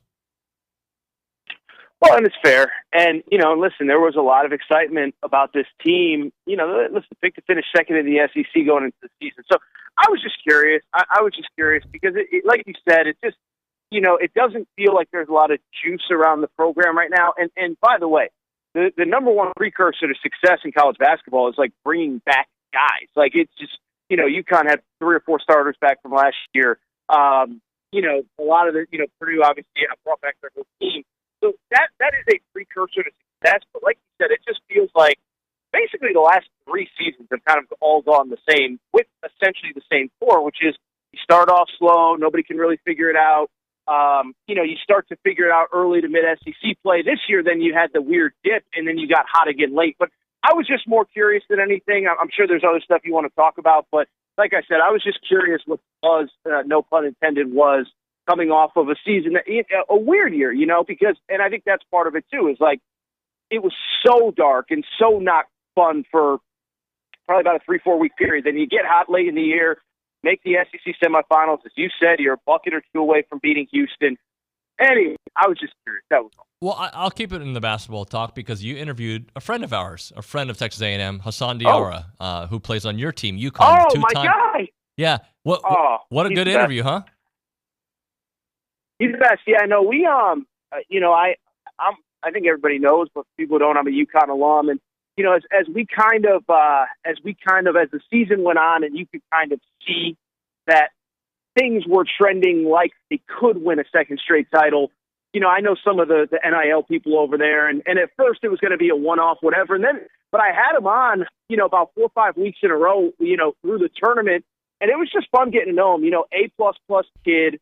Obviously at A&M, it was what he was. He left to get closer to home, and I'll be honest, he was really a player that for whatever reason in year one at UConn really struggled.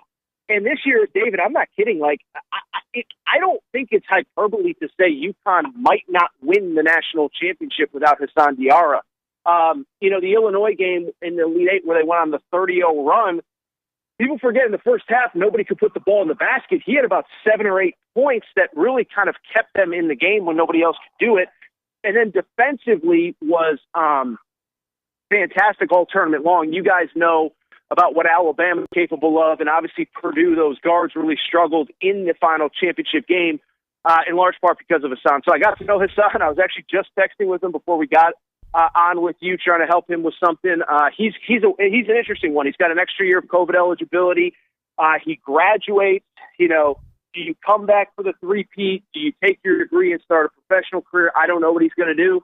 But I'll tell you what. Let me say this. Thank you, David Nuño, because I don't know if UConn has title number 6 without Hassan Diarra. Well, I remember Buzz talking about him. He have a place on his staff forever. He's like a coach on the court, so it's great to see the success he's had. Hey, I want to ask you about the portal and kind of compare and contrast, because I've seen you talk about the basketball spring portal and just kind of going crazy. And in football, it seems so far a little subdued. Your thoughts on the two right now? Yeah, I have found this in covering both. Is that I think there's always a big panic in the lead up to the big one, right? The postseason portal. For football, it's in December, and for basketball, it's this time of year. But I've noticed with the spring portal, there's always a sense of panic about what's going to happen. And usually it doesn't really quite equate to what people think it will be. And I think, listen, this is the world that we live in. I think we have to get some sort of regulation to it.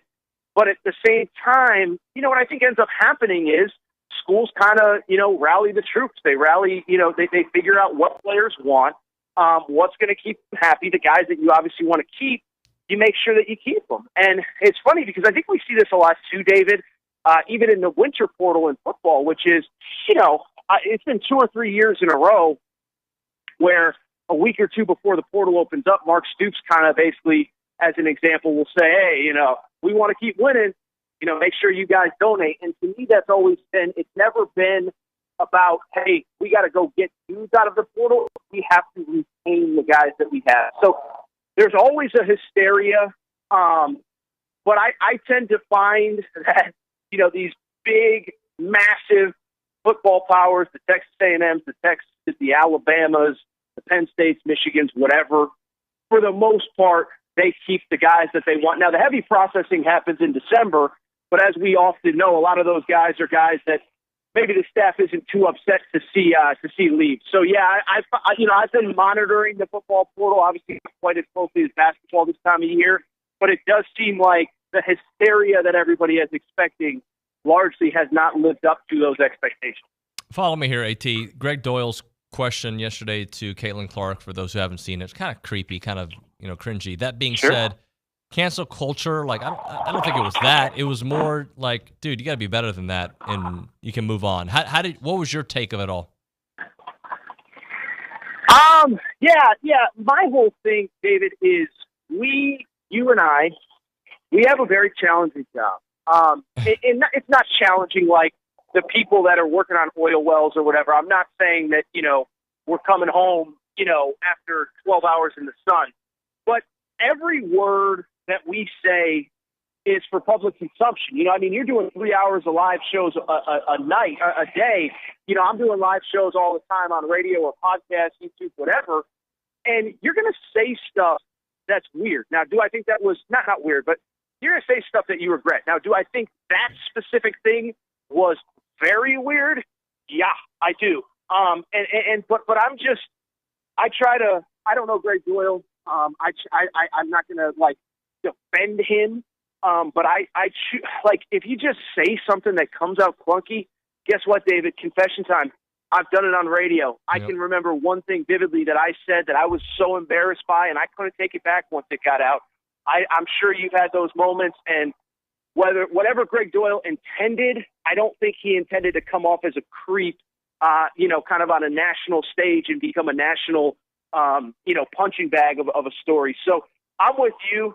Is that I think we all wish he could have handled it better, from Caitlin Clark to Greg Doyle and beyond.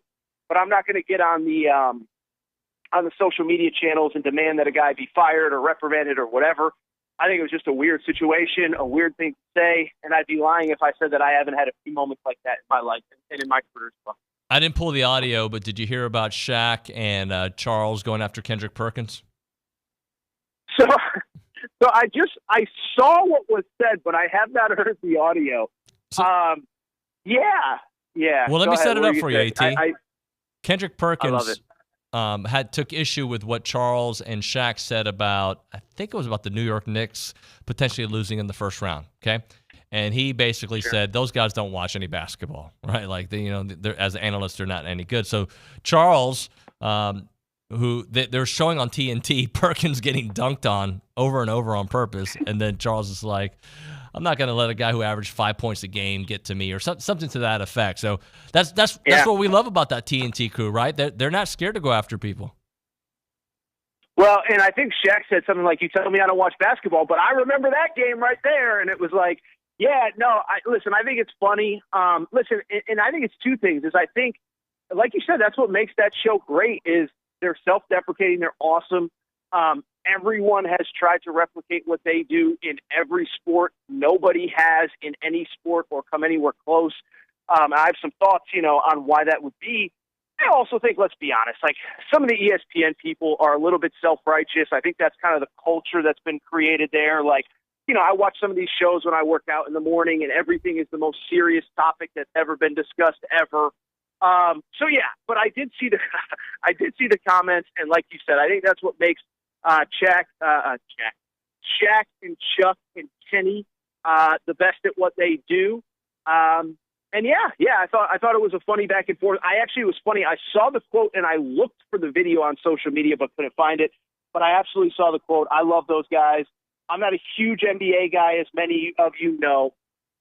And so because of it, I always this time of year, get to kind of reintegrate myself with those three and Ernie. And I think they do a heck of a job. And I'll say this, too. I know they're not popular on the college basketball tournament, but I love having those guys on the college basketball tournament as well. That's the weird part where I like their presence, but I also don't take their commentary very serious, if that makes any sense. No, and I think that's – listen, Colin Cowherd once told me this. I know I'm name dropping, but he's like, not everything is everything. And it's like, and J.J. Redick said this a few weeks ago. He's like, I could do an X's and O's breakdown that gets 1/10 of the views if I do LeBron versus MJ. And it's like, if you want LeBron versus MJ, you go a certain place. If you want X's and O's, that's the great thing about this world that we live in.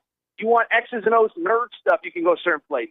But if you want to be entertained, I look at them as more as entertainers than hardcore basketball analysts. I'm not going to the sports book and betting all my money because Charles Barkley said this team is going to win.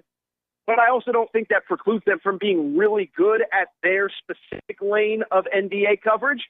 And I think it's excellent. I think it's top-notch. And I think it's the same for the college tournament, too. I'm not – if Charles Barkley takes Duke, I'm not saying, oh, well, if Barkley says Duke's going to win it, then I got to take Duke. It's like, but he's entertaining as hell. I love having – listen, I won't name names, but there's some people on that CBS college basketball coverage that I could completely do without. Give me Chuck and Kenny all the time. AT, appreciate you, brother. Thank you so much. No problem. Have a great weekend. We'll talk next week. Thank you. All right, bud. Thank you very much. All right, we're going to hit a break here. We'll come back. I know Caitlin Torrens got some good stuff for us on the other side. Right now, Troubadour Festival time. It is a Texas barbecue and a music experience all in one at the same place. That's Aggie Park on Saturday, May the 18th. And this year's event is bigger and better. It's going to be awesome. The Troubadour Festival is bringing together 35 of the best barbecue joints in Texas for you to indulge in unlimited samples of their incredible smoke creations. And don't forget about the awesome music out there. There's going to be live country music on 2 stages all day day long, including the headliner, country music icon Travis Tritt. He'll be joined by Texas country legend Pat Green, as well as William Clark Green, the Red Clay Strays, Cameron Sackey Band, and much, much more. So if you want to experience just a barbecue and the concert together, or just a concert, or whatever, there's a ticket for you. Tickets are on sale now at TroubadourFestival.com. That is TroubadourFestival.com. Go get your tickets. We'll see you at Aggie Park on Saturday, May the 18th. It's the Troubadour Festival.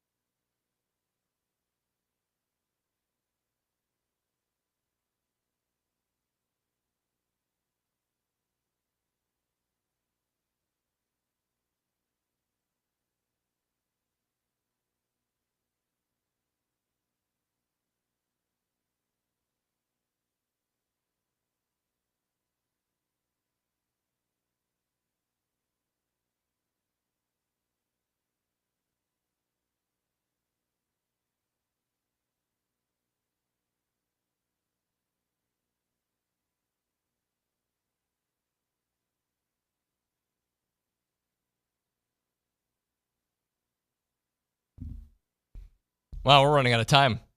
Kaylin, we're getting a lot of text messages for our good friend Nick Savage. I'm not going to say what it's saying, but it's interesting, like a similar theme on these text messages. Yeah, looks like he's getting a lot of hype. A lot of hype.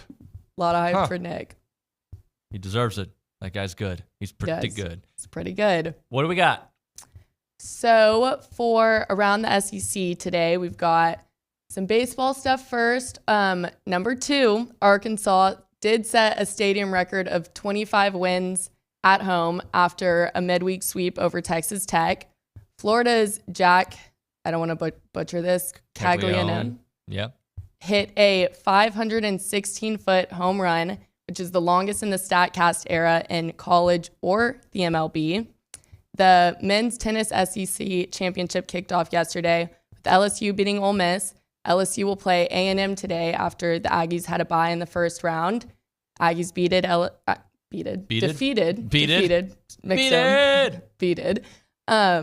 5-2 earlier this season. Vanderbilt will play Florida. South Carolina will play Alabama. and Arkansas will play Georgia. 247 Sports did a pick of the SEC's toughest non-conference games for 2024. Some of them are South Carolina at Clemson, Oklahoma versus Tulane, Tennessee at NC State, and Aggies v Notre Dame, Ole Miss at Wake Forest, UT at Michigan, Georgia v Clemson. That's just a couple of them. There's a couple of them. All right, we got to hit a break here. We'll come back. Parker and Silas. See y'all in a little bit. Jake Crain, bye.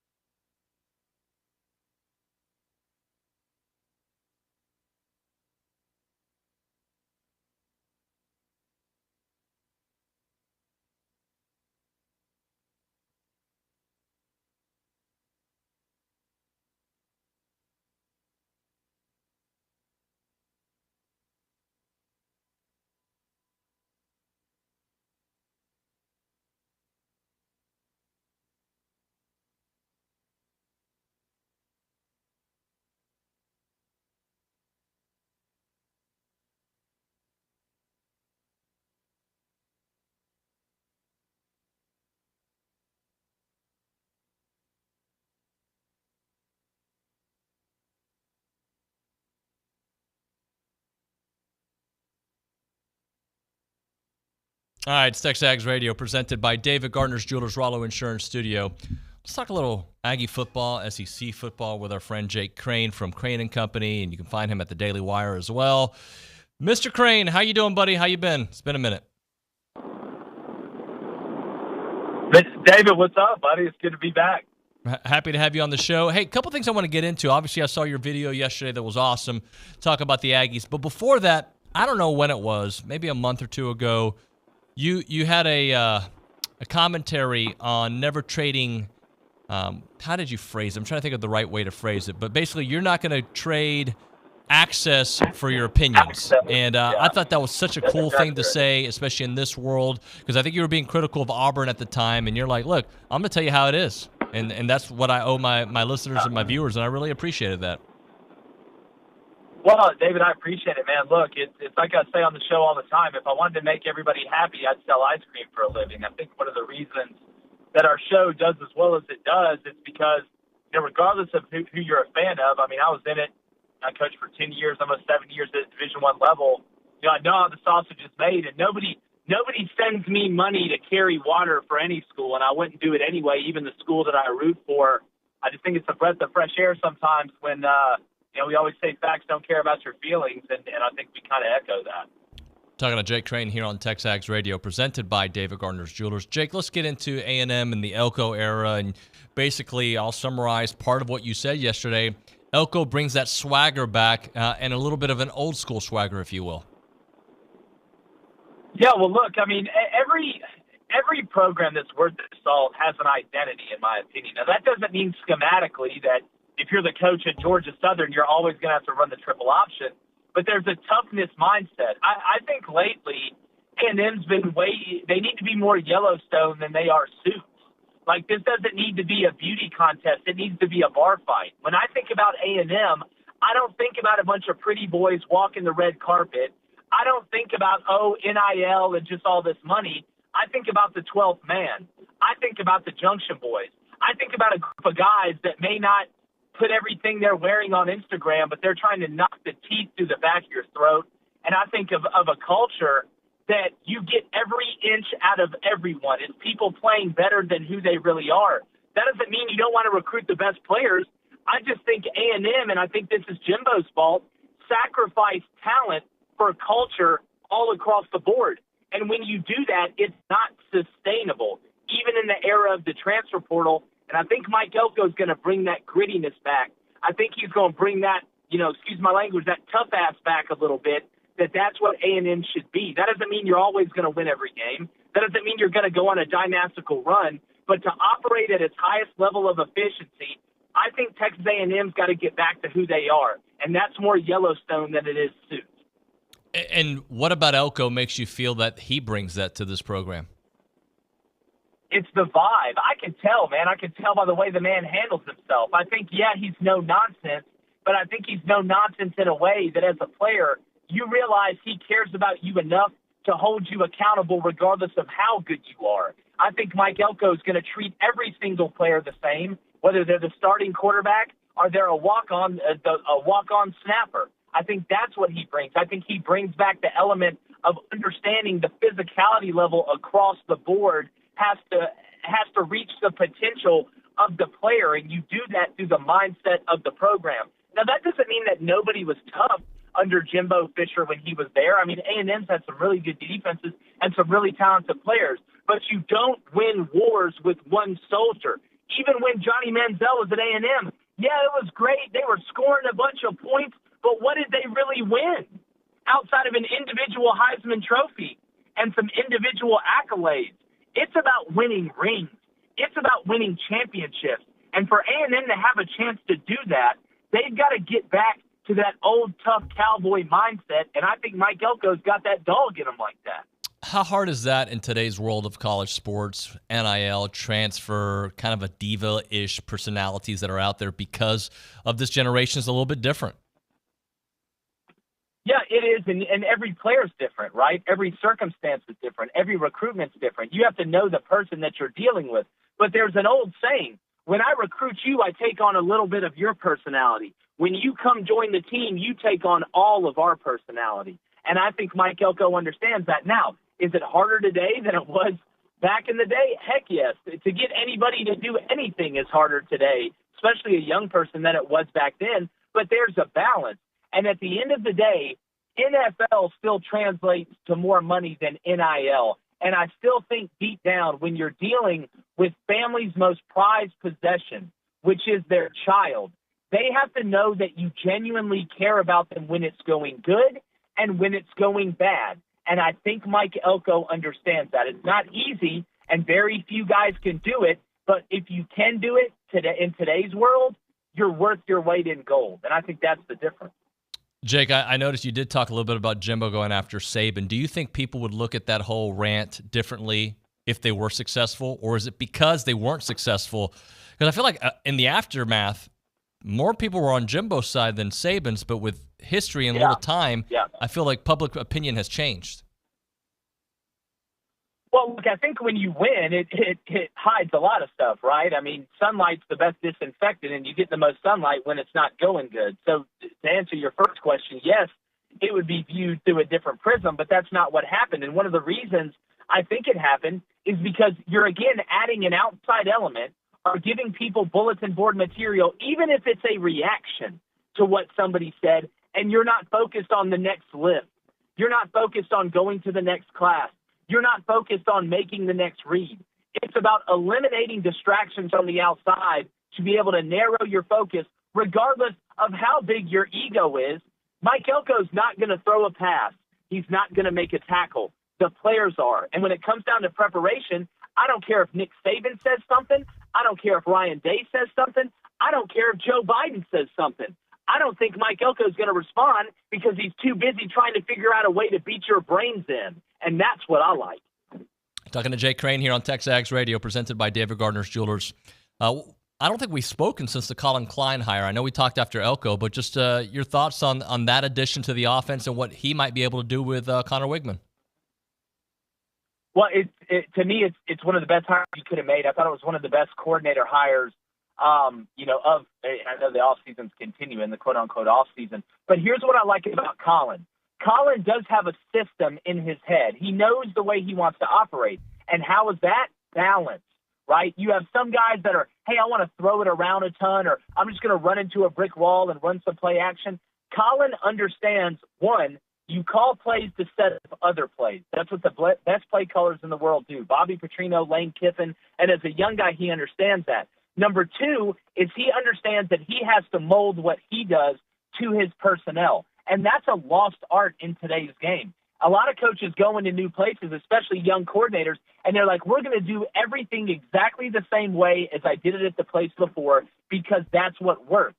Well, when you go to a new place, you don't have all your personnel in there. Now, he's lucky he has Connor Wegman, who I've been high on since last year, and I really think it kind of came to fruition. I know he got hurt, but I'm excited about him this year. He understands that he has to adapt to what he does to the player on the field. So I think he's way mature beyond his years.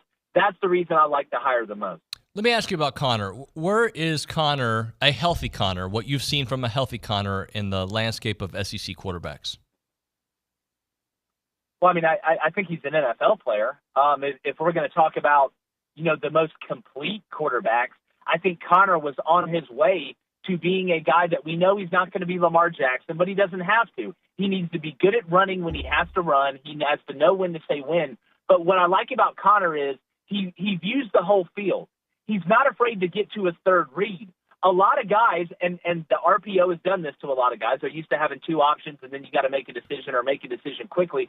Connor is willing to give what the defense takes him. And one of the best things that I saw Connor Wegman do, and it's very hard, especially with young quarterbacks, is he will throw the check down all the way down the field if you give it to him. That is an art form in itself. It may not be sexy, it may not be flashy, it may not make the highlight reel, but it does get you in 2nd and 6 and keep you at a 2nd and 10 or a turnover. So, you add the maturity level of Connor Wegman, you add the ability and the capability level of Connor Wegman with the maturity and capability level of Colin Klein, and if he can stay healthy, I think they can make really good music together with what A&M has around them. Well, Jake, I dumb it down for everybody. To me, it all comes back to the offensive line. If you could protect this quarterback and this backfield, good things are going to happen. Unfortunately, they have not protected their quarterbacks the last 3 years. Yeah, and that goes back to kind of the mindset of what I brought up. I mean, A&M needs to be a in-your-face, physical, snatching guys. Maybe a little bit dirty. That's okay at that position up front on the offensive line. And I don't care if you're a dual-threat quarterback, if you're a pro-style quarterback, if you're just an athlete that throws it every once in a while. The offensive line is the engine of the offense, just like the defensive line is the engine of the defense. It's a lot easier to hide average skill players behind an offensive line, just like it's a lot easier to hide an average secondary behind an elite defensive line. It doesn't work the other way. It's like that in the NFL all the way through Friday Night Tights. If you're bad up front, you're a bad football team. Talking to Jake Crain here on TexAgs Radio, presented by David Gardner's Jewelers. So, look, I understand their history. I understand that they're a program that gets things done at LSU, but I'm having a hard time seeing why so many people are picking them as a playoff team, other than we know that they're usually really, really good. They've lost all of their offense. Their defense has been a train wreck, at least last season. Are they as good as a lot of people think, or do you have questions like I do? Well, I mean, look, you can only learn so much from the spring game, but what I saw defensively didn't exactly fill me with blossoming joy if I'm an LSU fan, because that's the biggest question, right? We know offensively what they did last year, and it's really kind of sad the defense was that bad, because that was a generational type offense that we saw from LSU last year. And listen, I think they're going to be good offensively under Garrett Nussmeier this year at quarterback, but there's no way they're going to be able to replicate what they did offensively last year. So the answer for LSU to take that next step is they've got to be a more complete team. And it's weird to watch the level of athlete that LSU has running around on defense not be able to make plays. But until they show me that they can be a well-rounded football team, I am not buying into the hype of LSU being able to win a ring of any kind. Not saying that they won't win 8 games, not saying they won't beat somebody they're not supposed to. But at some point, whether it's basketball, whether it's football, whether it's baseball, volleyball, Quidditch, whatever, at some point through the year, the offense is not going to be operating at an extremely high level, and you've got to win games on defense and special teams. We see this in the NCAA tournament in basketball all the time. Sometimes the shots aren't falling. You better be able to rebound and play defense, or you can get put out. And so until LSU shows me that, I am not buying into, LSU's a complete team now. I got to see y'all tackle somebody first. Talking to Jake Crain here on TexAgs Radio. I don't want to say the same thing about Texas, because it's different. They're coming in with a top 5 name probably by them. But what do you think about Texas this year based on how close those games were last year in the Big 12, yet they still made the playoffs with an SEC schedule? That being said, not the toughest of SEC schedules to start off. Well, look, I mean, Texas from a roster standpoint is really good, right? I think, regardless of who you root for, you look at who they have and who they return, especially up front. And I know they lost some guys in that front 7, but they returned some talented players too, and they've recruited and kind of stockpiled on that defensive line. The question becomes, can Quinn Ewers stay healthy? He hasn't been able to stay healthy through a whole season, and going to the SEC doesn't exactly fill me with hope that he's going to be able to stay healthy. But if he does, I think what Texas is going to find out, and Sark knows this, one of the best elements and the biggest advantages Texas has is that Sarkisian has coached in the SEC. See, the common misconception is that, you just got to beat Alabama or you just got to beat Georgia. That's not what makes the SEC tough. What makes the SEC tough is pretty much every single weekend in conference play, you are playing a team with NFL players on their roster. You are playing a team with a rabid fan base, whether you're at home or away, but especially away, and that it is an absolute fist fight every single week. And if you don't play well, you will lose games in this league, multiple games. So is the Texas team prepared to go through that gauntlet of a fight for that long and to be able to sustain? Because that's what makes the SEC tough. It's a marathon, not a sprint. I don't think Texas is going to be able to go through this thing unscathed. The question is, will they be able to go through it unscathed enough to be able to get into the 12-team playoff? Based on the unknowns of what Kalen DeBoer is going to look like at Alabama, are they still Alabama? Are they still one of the top teams in the country, considering some of the change in roster and a new philosophy up top? First off, hats off to Kalen DeBoer for taking that job. I mean, that takes some pelotas to decide to follow the GOAT, so I give him credit there. Look, where I'm at with Alabama, they still have elite talent, right? Alabama's still very talented. I know some guys have hit the portal, but it's still a top 5 to top 10 roster in college football. But I think what you're going to see is the Kalen DeBoer era and tenure will be defined on the level of freak out that happens once it inevitably goes wrong at some point for Alabama this season. whether that's going up to Camp Randall and playing Wisconsin and then having to play Georgia, or maybe losing to somebody who they don't typically lose to. The way the team reacts and the way the fan base reacts, I think is going to dictate how comfortable Kalen DeBoer is moving forward. But he has won a lot of games. We talked to him at the Senior Bowl. I talked about this with Colin Klein earlier. He is going to mold what he does to what Alabama has, which is a lot easier to do at Alabama than other places. But losing Ryan Grubb, I think, is a lot bigger deal than what other people are saying. Yes, Kalen DeBoer is an offensive mind, but it's one thing to be the guy that owns the Hardee's. It's another thing to be the guy that makes the chicken. And Ryan Grubb was the guy that made the chicken, so we'll see without him because they've been together for a long time. What do you think about Deion in Colorado this year? He still complains quite a bit. He still makes himself the show. Obviously, brings in players. But what do you think about the Buffs this year? That up front, like what's going to change with Colorado up front? I mean, they just lost their only experienced offensive lineman to the transfer portal. I know they brought in some guys, but they have no depth. And I don't care what system you run. Like I said, I don't care if it's Shadur Sanders at quarterback or that big tree statue that Iowa's had the past couple of years. Like, it doesn't matter. If you're not good up front, it's not going to work. But where Colorado, and look, we can make fun of Deion Sanders saying, I'm going to bring my Louis with me, and then all of a sudden all his luggage is disappearing now.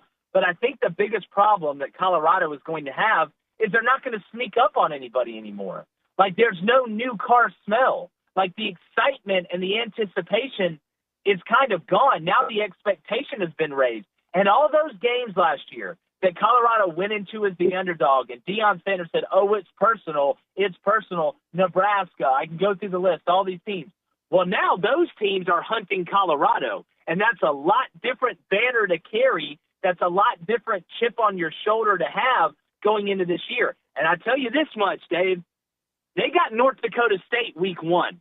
And if you're not good up front, North Dakota State will find a way to win that game. Then you go to Nebraska, you go to Colorado State. You look at the rest of that schedule. I like the under in 5.5 wins this year, and it could get ugly. Hey, so I don't know if they've ruled on it yet, but the NCAA is about to allow the multiple transfers, which they've been allowing anyway, but make it more official. It looks like that's not going to get fixed. How do they fix that in the future, Jake? Well, man, like, I don't know now that you let it out of the box. Like, you let the monster out into the village, and he started ripping villagers apart because you didn't teach him anything. They did the same thing with NIL. You're not going to win any court case against the players right now. You're not. You're looked at like the bad side of Germany after we split it up in World War II. That's what anybody who wants rules looks like. So what is the answer now? Take away the very few rules that are left? I don't think there's any putting this back in the box. At this point, I think they've totally screwed it up. I laid out what they should have done with the transfer portal. Very black and white, very easy. We could have avoided all of this and still found a way to make it advantageous and even for the players when it comes to the coaches. But that's not what they did. They panicked. They let the monster out in the village, and now they're wondering why all the villagers are headed up to the mayor's house with pitchforks and torches because a monster's running around college athletics. Jake, last thing for you. How is it working at the Daily Wire? Do you see Ben in the hallways? What's the vibe like? Are your studios in that area? Like, just kind of explain the work there. Oh, well, I mean, look, it's great. The people, we're kind of in our own world because we do the sports show. Like everybody else is talking about like immigration and like inflation and all that stuff. I'm not saying it's not important, but like it's kind of weird when they're like, oh, we need to fix immigration. And I'm like, and we need to figure out what a catch truly is. Like, it's just, we're kind of different than anybody that works here. So yeah, like the other hosts, we chop it up with them all the time.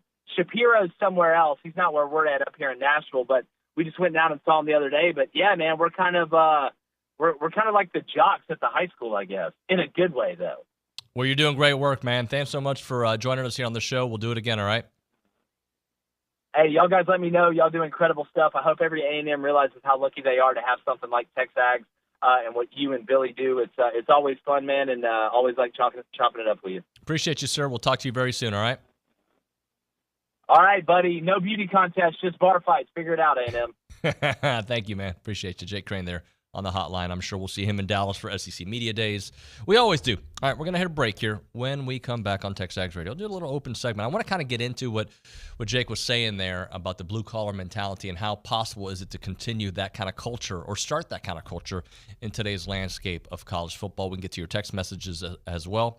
979-693-1150. Right now, a moment for Caldwell Country Chevrolet. You can find them on Highway 21 in Caldwell, and you can find them online at caldwellcountrychevrolet.com. If you're looking for a new vehicle, call them up, go buy.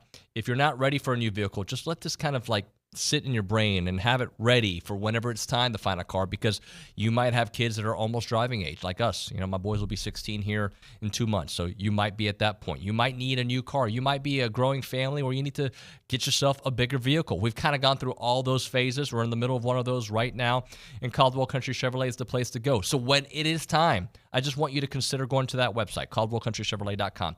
See what they have. Right? Once you get a feel for what they have there at Caldwell Country Chevrolet, what you can do is go visit. And when you go visit, you're going to be blown away by the customer service. You're going to be blown away by the vehicles that they have, and you're going to be blown away by the entire experience because they take care of you there at Caldwell Country Chevrolet with a great trade-in value, great pricing, and just great people there. 15-minute drive, the very edge of Bryan to the beginnings of Caldwell. Short conversation away, but you'll see the difference when you step on the lot and do business with the great people at Caldwell Country Chevrolet. Highway 21 in Caldwell. Online, caldwellcountrychevrolet.com.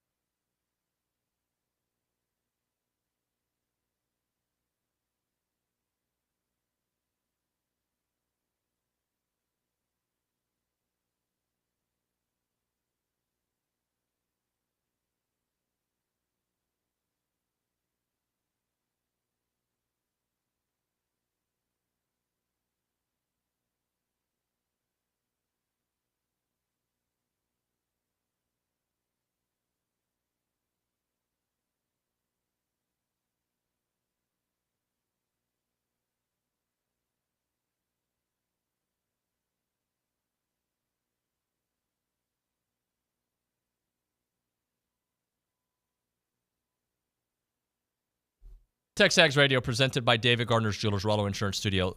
Nick, join me on this. I think I love what Jake has to say about that blue-collar mentality, getting after it. And I do think it's possible in today's culture of college athletics with this generation. I think it's a little bit more difficult. Yeah. I certainly – here's what I think. It starts up top. Everything starts up top. You want a certain level of business, it starts with the head man. And then the head man, obviously if it starts with him, you've got to hold your staff accountable. And if you hold your staff accountable and you hold your star players accountable and you get the right star players in the building, everything trickles through. And I really believe that, not only the way you go to work, the way you attack every play, the way you attack every class in school. Yeah, I think so. And if I recall correctly, I even think Elko in his welcome presser or his first press conference, he mentioned we need to return to that blue-collar mentality, right? So, I mean, you're exactly right. It's going to start from the top, and I think Elko has, kind of shown that that's what he's going for, and he's started to instill that culture over there, and I think the players have been pretty receptive to it so far. Yeah, no, look, bottom line is he's got to build this thing back up. And if you don't have guys that are in sync with what you're trying to do, if they're if they're missing workouts, and I'm not saying this is happening, if they are, showing up late, there has to be consequences for that. And if not, this ain't the place for you. Mm-hmm. That's where I think the portal is a good thing. Like, all right, man, you know what? There's a door right there. You can go. Like, but I also recognize like the ginger. Like I was on a podcast yesterday where they asked me about Evan Stewart. And I would love for Evan Stewart's talent to still be here at Texas A&M. All right? Let me be clear about that. His talent, I would love Walter Nolan's talent to be here at Texas A&M. But if you don't want to be here, I don't want you here. It's like a lover that doesn't want to be with you. Bye. You don't want to be here, fine. Go. Like if I'm getting your level of talent and this level of production, I don't need you here. Like I'd love for you to buy in and want to be a part of the culture, but if you're not, fine, bye. I don't need people who are going to be a distraction. I don't need people who go to social media every time they're in their emotions and just try to get they like the feeling of getting the likes and the retweets and the questions. Man, we love you here at A&M. You're awesome. Don't go anywhere. I don't need players. I don't need that kind of culture. Kids this age, Nick, and you're kind of a part of that age group, that's how some of them respond. But it goes back to the leadership to me. Yep. Yeah, 100% agree. I disagree that I'm a part of that because go look at my Twitter. Have I ever posted anything like that? But I'm not saying you're in the community. No, you don't go to the meetings. Community. But yeah, I don't. I don't go to those meetings. But yeah, you're right. It's always been kind of weird to me. Looking for the interactions with stuff like that and kind of almost like disrespecting the coaches and the staffs that are putting in the time to, recruit you and coach you and stuff and not, returning the favor there. But I mean, like we say all the time, the portal gives, the portal takes, and we're, every program has learned that, I think. Each person is different, right? Yep. And what I mean by that is some people are motivated in today's world by the money. That's a fact. Yep. I want to be motivated by winning. That's it, right? Yeah, there's a market value out there, but like quality of life. Do you want to be in College Station? If that's not the place for you, then don't come. If you're only coming for the NIL, this is not the place for you. Do you want to live here? I do. I love living here. This community speaks to me, right? It's why we moved back. So do you want to be here? Great. Do you want to be a part of this culture? Great. Do you want to win? These are all and here, believe in your head man. Too often times we have people who don't believe in their boss, right? Like, there's this guy wants us to do this again. What? No. If you sign up to play here, you got to buy into what they're preaching. Because if not, you're 18, you're 19, you're 20, you're 20. You don't know. They've entrusted them. Now, you've got to back it up. You've got to prove yourself, right? That's why I think towards the end of Jimbo, the talking was just kind of over their heads after a while, right, Nick?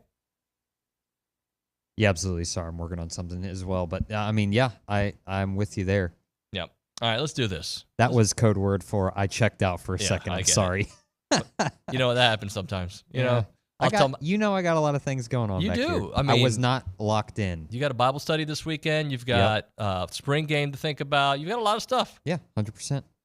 Let's get some experts on the show. Okay. Oh, Coming up next. Yeah. What was that breath for, Nick? I'm just saying. Oh yeah. I'm here for the experts. I like experts, don't you? I do. All right. Well, let's talk to a couple experts when we come back on TexAgs Radio. By experts, I mean fans. It's the fan show. Yes. Cannot wait. Right now, though, caller number 1, we're going to give you a free car wash from Aggieland Express Car Wash in South College Station off of William D. Fitch in Greens Prairie. They're Aggie owned and operated with the friendliest staff and a personal touch. They offer a monthly membership. We'll give the first caller, though, a free car wash right now from Aggieland Express in South College Station. All you got to do is call 979-693-1150.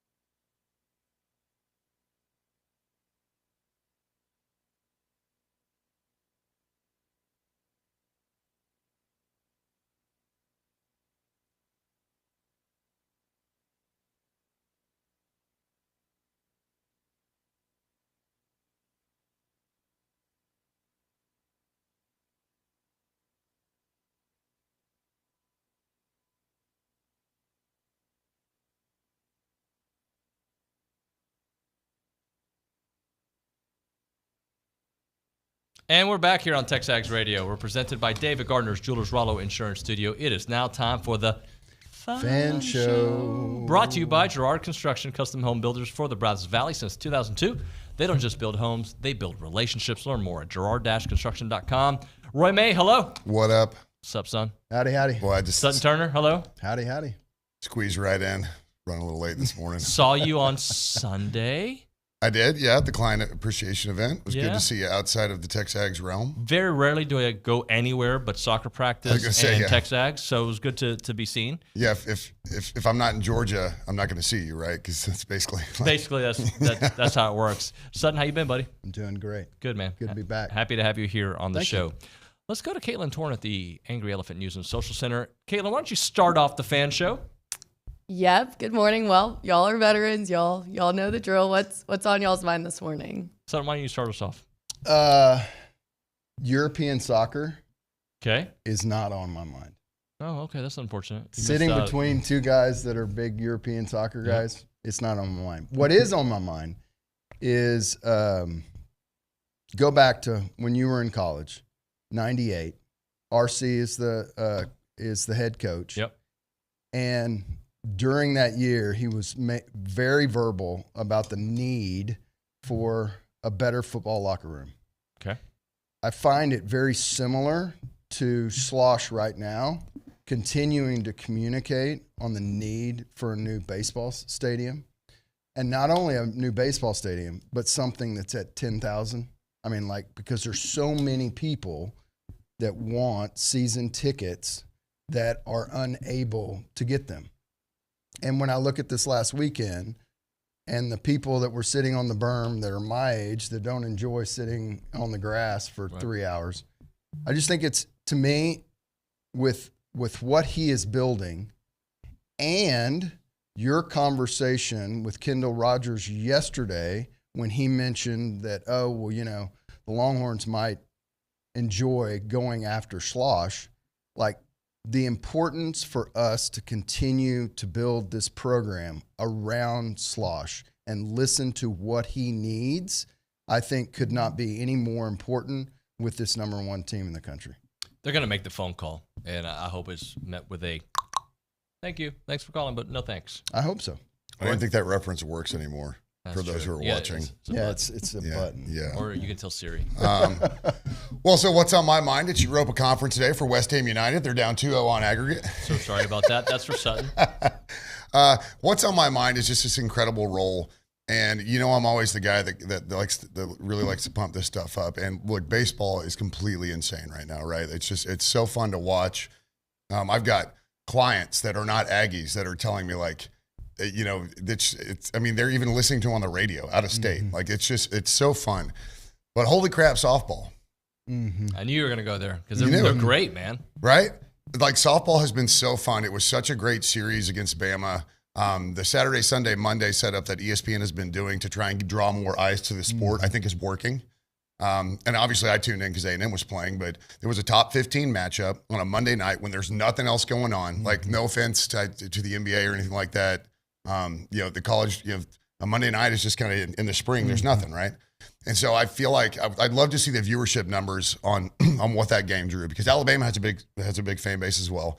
A&M, when softball wins, Aggies tune in. It's a lot like basketball in that sense. And so I thought that was a fantastic series, a great fight. And what's really fun is on both diamonds is just offensive explosion everywhere. Mm-hmm. And chicks dig the long ball, right?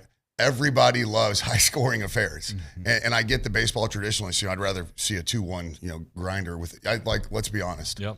Seeing your team score 15 runs is a hell of a lot of fun. And then they go to North Texas. I wasn't a big fan of the turnaround, coming off the road on a Monday and then Wednesday going up to Denton to play a game when, no offense, but North Texas should have been coming here. But again, they show the grit. They go up there. They absolutely take care of business, run rule them, come home early, and get ready for a big series this weekend and a huge weekend, right? For baseball, for softball, spring game, Aggie Musters this weekend. I'm going to Colorado to speak at the Four Corners Club. It's just a huge weekend. So it's a lot to be excited for. And on Aggie softball, I actually watched Trisha do her post-game press conference because I learned stuff. Yeah. It's like, isn't she awesome? It's like Slosh. It's not coach speak. She's literally talking about the strategy and why she did certain things. And I'm learning as I'm listening to her. And I watch every one of her press conferences because I'm learning something, and I'm also really excited about the team as well. And softball is a little quirky, so there are some different rules. So, for those who just know that the Aggie softball team is good and win a lot of games is one thing. There's some different rules and different approaches in softball, obviously. Do you guys agree? Look, at the end of the day, we want a winner. So if you're rude, if you're Greg Popovich, if you've got some Saban moments in you, Belichick, like, we just want you to win. But it's so much more fun when you're likable, and the people you brought up and are you're winning. likable, and you're winning. Yeah. You can be likable and lose. You're like, you know, you can be my neighbor. But like when golf, love both coaches. Yeah. Tennis, love both. Like, they're all really good people, and it's easy to root Swimming, for. swimming and diving, same thing. Yeah. And I think we went through it for a stretch, when we were really down in basketball. Buzz is just still Buzz, man. Yeah. And Joni's great. Like, she's amazing. It's just, you really love where we're at culture-wise, like literally across the board at coaching right now. Yeah.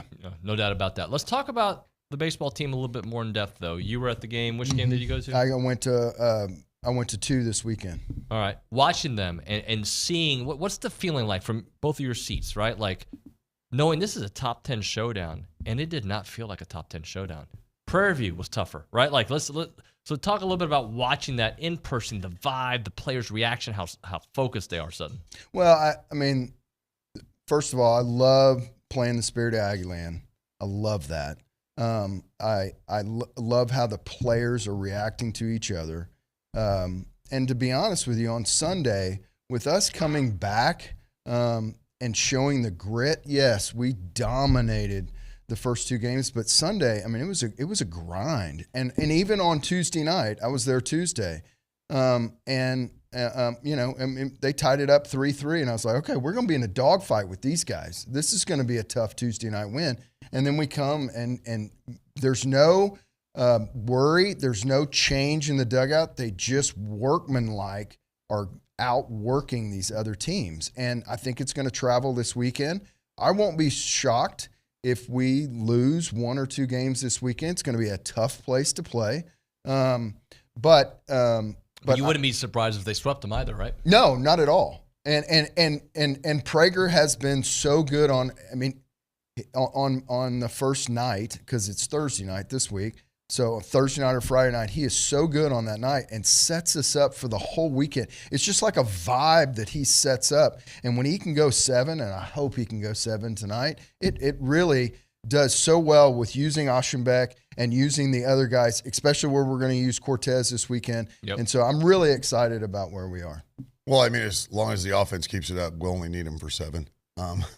Only chumps play 27 innings in a series. I love where it's at, and what I see and what I feel from being at Olsen for some games and then just watching from home, just kind of the combination of it. It permeates, the confidence permeates into the fan base. Sure does. I can't remember over the last probably 3 or 4 weeks where I've ever thought, man, we're going to lose this game, like at all. Who are we playing? Where we looked like first, second inning, we were just booting the ball around the infield like our heads were. Oh, we had those four errors. Yeah, 4 errors. And for some reason, I'm sitting there going, I mean, I know they're going to right the ship, so this is just kind of hilarious to watch. Like literally, Right. they were, and it was terrible, and they'll admit to it. I mean, it was just bad baseball. But then they get their heads right. There's a maturity to this team, and I think you lend a lot of that to some of the transfers. I think the violence, even though he's just a sophomore, has a lot of leadership, within that ball club. Teddy Burton, Appel, Montgomery, all these transfers that have experience. And Montgomery's great. I mean, you got College World Series experience. Yeah. Teddy Burton coming from a really good Michigan team, right? Yep. And teams, and what we've seen is, in the postseason, pitching is key, right? Because Tennessee showed us a couple years ago that you can mash your way to Omaha, but you can't mash your way through Omaha. And so. In A&M almost, Yeah, and we were the same. We were mashing them all, but look how it kind of ended up, right? You still got to have that pitching and that pitching depth, and I think that's what I love seeing right now is what we've seen a lot especially in the midweek games. Is Schloss will say, on Monday he'll say, I want to get this guy. He said 4 or 5 names of pitchers he wants to pitch, but he's not going to make sure they pitch because he still wants to win. Winning is still important, and winning is a culture. So he'll get those guys in as he can, but he's moved these chess pieces so much that they have experience in different roles as we get further into the season, kind of in that bullpen. Mm-hmm. And I really hope that we can keep this coaching staff together. It's going to be hard. People are going to come after those guys. I know, but we have such an elite coaching staff. I think you'll keep them at least for like 2 years. I hope so. Because, yeah. Yeah. Well, let's win a championship, and then we can worry about that stuff, right? Let's hit a break here.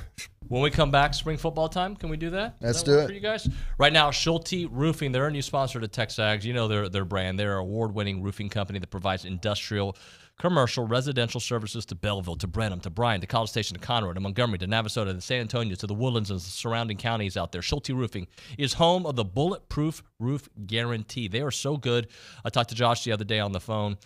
They have insurance companies make them victims out of homeowners by forcing them to hire unqualified companies to replace their roof, but they can protect them from all of that, commercial, residential. They offer the Roof Shield maintenance program on any roof out there. Simple. All you have to do is call them up at 1-800-4ROOF or visit SchulteRoofing.com. That's how you can get them and find out all the great stuff there. They've had humble beginnings since 1994, but they're committed to excellence, growing into a top 100 roofing company and recognized by the nation's leaders out there. 100% satisfaction guaranteed. Home of the Bulletproof Roof Guarantee. Again, that is 1-800-4ROOF or call them directly, 936-825-3690, or go to SchulteRoofing.com.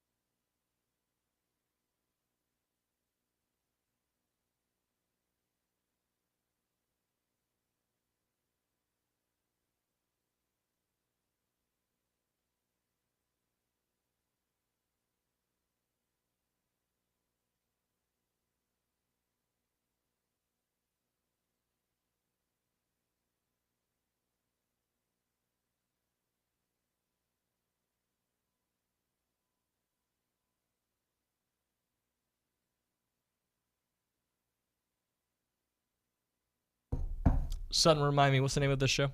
The Fan Show. It's presented by Gerard Construction. What's the name of the main show? Well, this is TexAgs Radio. Okay, I just want to make sure. Sponsored by David Gardner Jewelers. That's right. In the Rollo Insurance Studio. Right. See, I do what I do to OB to you guys. It's great. Let's do a little spring. Gerard-construction.com. That's Kelly. They don't just build homes; they build relationships. Yeah, and that relationship. Where are you, Kelly? Where's that relationship? Just he's working hard to maintain the sponsorship. Yeah. Hey, Kelly, He's that's out, good. When you're not here, it means you're busy. He's with good actually work. working as opposed to me. I'm just sitting at this desk on a Thursday morning like a moron. Well, guys, spring football, Elko's got this team working. What are you excited to see, Sutton? Well, there's 24 new guys that I have no idea. I've never seen them play. It's going to be probably the first spring game that I'm going to need a roster to figure out who's out there. Guys that I've seen on the TexAgs thread, but I've never seen them in person. Yep. And so, like, guys like Scooby and some of these guys that I'm like, I've heard of, and I'm really excited. I'm also excited to watch the offensive line. Both sides. I'm loving that we're going to see, we're going to see a lot of guys play, and that's exciting. And so to me, and then Connor, just to see how his foot, is he limping around or is he able to move a little bit? Because Notre Dame's not that far away. Yeah. So, Roy. All right, I have changed my opinion over the years of this. Okay. I don't care about the spring football game at all because will you watch it? I might watch the rerun. Honestly, like on Saturday, I'm going to be in a saddle in the mountains in Colorado. Nice. So I got to be honest, spring game's not going to be a big priority. Did you see what Ole Miss did? They had a weird kind of spring tug of war. Yeah, and you know what they did? They involved the fans and had a ton of fun. So somewhere between what Ole Miss does and like having this game that doesn't matter and getting like we've seen the spring game morph a million times over the years between different coaches, like weird scoring systems and this and that. So it's great to see him go out there and see Connor spin a ball, but I mean, excited out of spring football because I keep seeing that. I'm excited for Kortan, as I say, it's Kortan, right? Nick Kortan, yep. Really excited to see his impact. I never glean much from a spring game. That's the problem. It's like, Aggies are going to win and Aggies are going to lose, and at the end of the day, like we just hope nobody gets hurt. What's the point of that? Well, I know you really can't do it in football, but I would love, and I know it's been discussed, but it'll probably never happen, a spring football game against another team. Sam Houston down the road. I don't care. Somebody, right? So, like obviously the goal is to protect the quarterbacks. Maybe you can't hit them, but having somebody different, because we see the spring sports, the fall sports who do spring action like soccer. They're playing games at this time, and the young players are playing. Yeah, that'd be fun. Well, yeah, and I love the spring slate for soccer. I mean, it's a great tune-up as well. But again, in football, there's so much injury issue to begin with. I mean, even holding your own spring game, much less.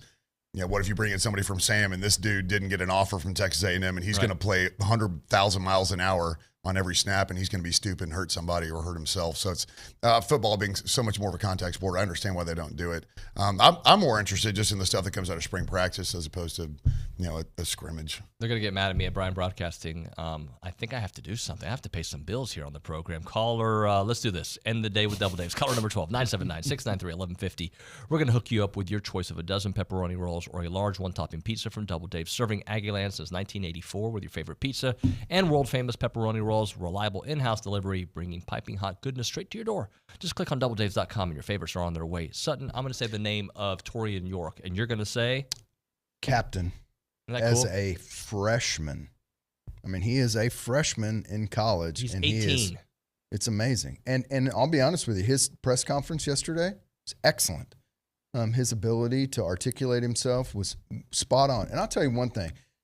Seeing Mike Elko makes me realize that he is a CEO coach running a big organization. As he was talking about yesterday, talking about all the different things that are happening this summer and all the staff that he's got working at I look at that and I'm like, I would hire Mike Elko to run a $250 million company that had, 150 employees, because that's what he's doing basically right what he now. has now, yeah. Yeah. And so you think about that, his level of intelligence, his level of detail. I don't know if that's going to equal wins and losses in the fall. I hope it will, but I do think it's going to build a good program. Torian York? All-American. First team All-American this year. There's no reason why he can't be. Let's give Trey Zune some props, too. This young man had some injury issues. He's fought through it. He has fought through it, and to have the respect of he even said he voted for Connor and a couple other names. I forget the other ones, but he did say Torian is the other one. Well, I mean, no offense, but like the quarterback's always the easy choice, right? Sure. For captain. So to see that come out of the offensive line, I think that should be incredibly, encouraging for us as fans. to know that you have that kind of leadership on the offensive line for a fan base that's really missed really good offensive line play. Yeah. Tomorrow on the fan show, excuse me, not on the fan show. Yeah, we'll come back. On the baseball roundtable, we're going to be talking about hopefully a series win against. That roundtable is a fantastic segment. Isn't that fun? It's so good. Yeah. Zane brings it. Bronny, obviously, and Scott Clendenin. Gentlemen, thank you so much. Thank you. Stick around for the rewind, all right? All right. All right. Thank you so much for watching and listening. Our thanks to all of our great guests. Jake Crain was awesome. OB, obviously. We had Schloss on the program. We had Zane on the program. We had AT on the show. We had Brian Kortan on the show. It was fun. Stephen McGee as well. Thanks so much for watching and listening. We'll see you mañana.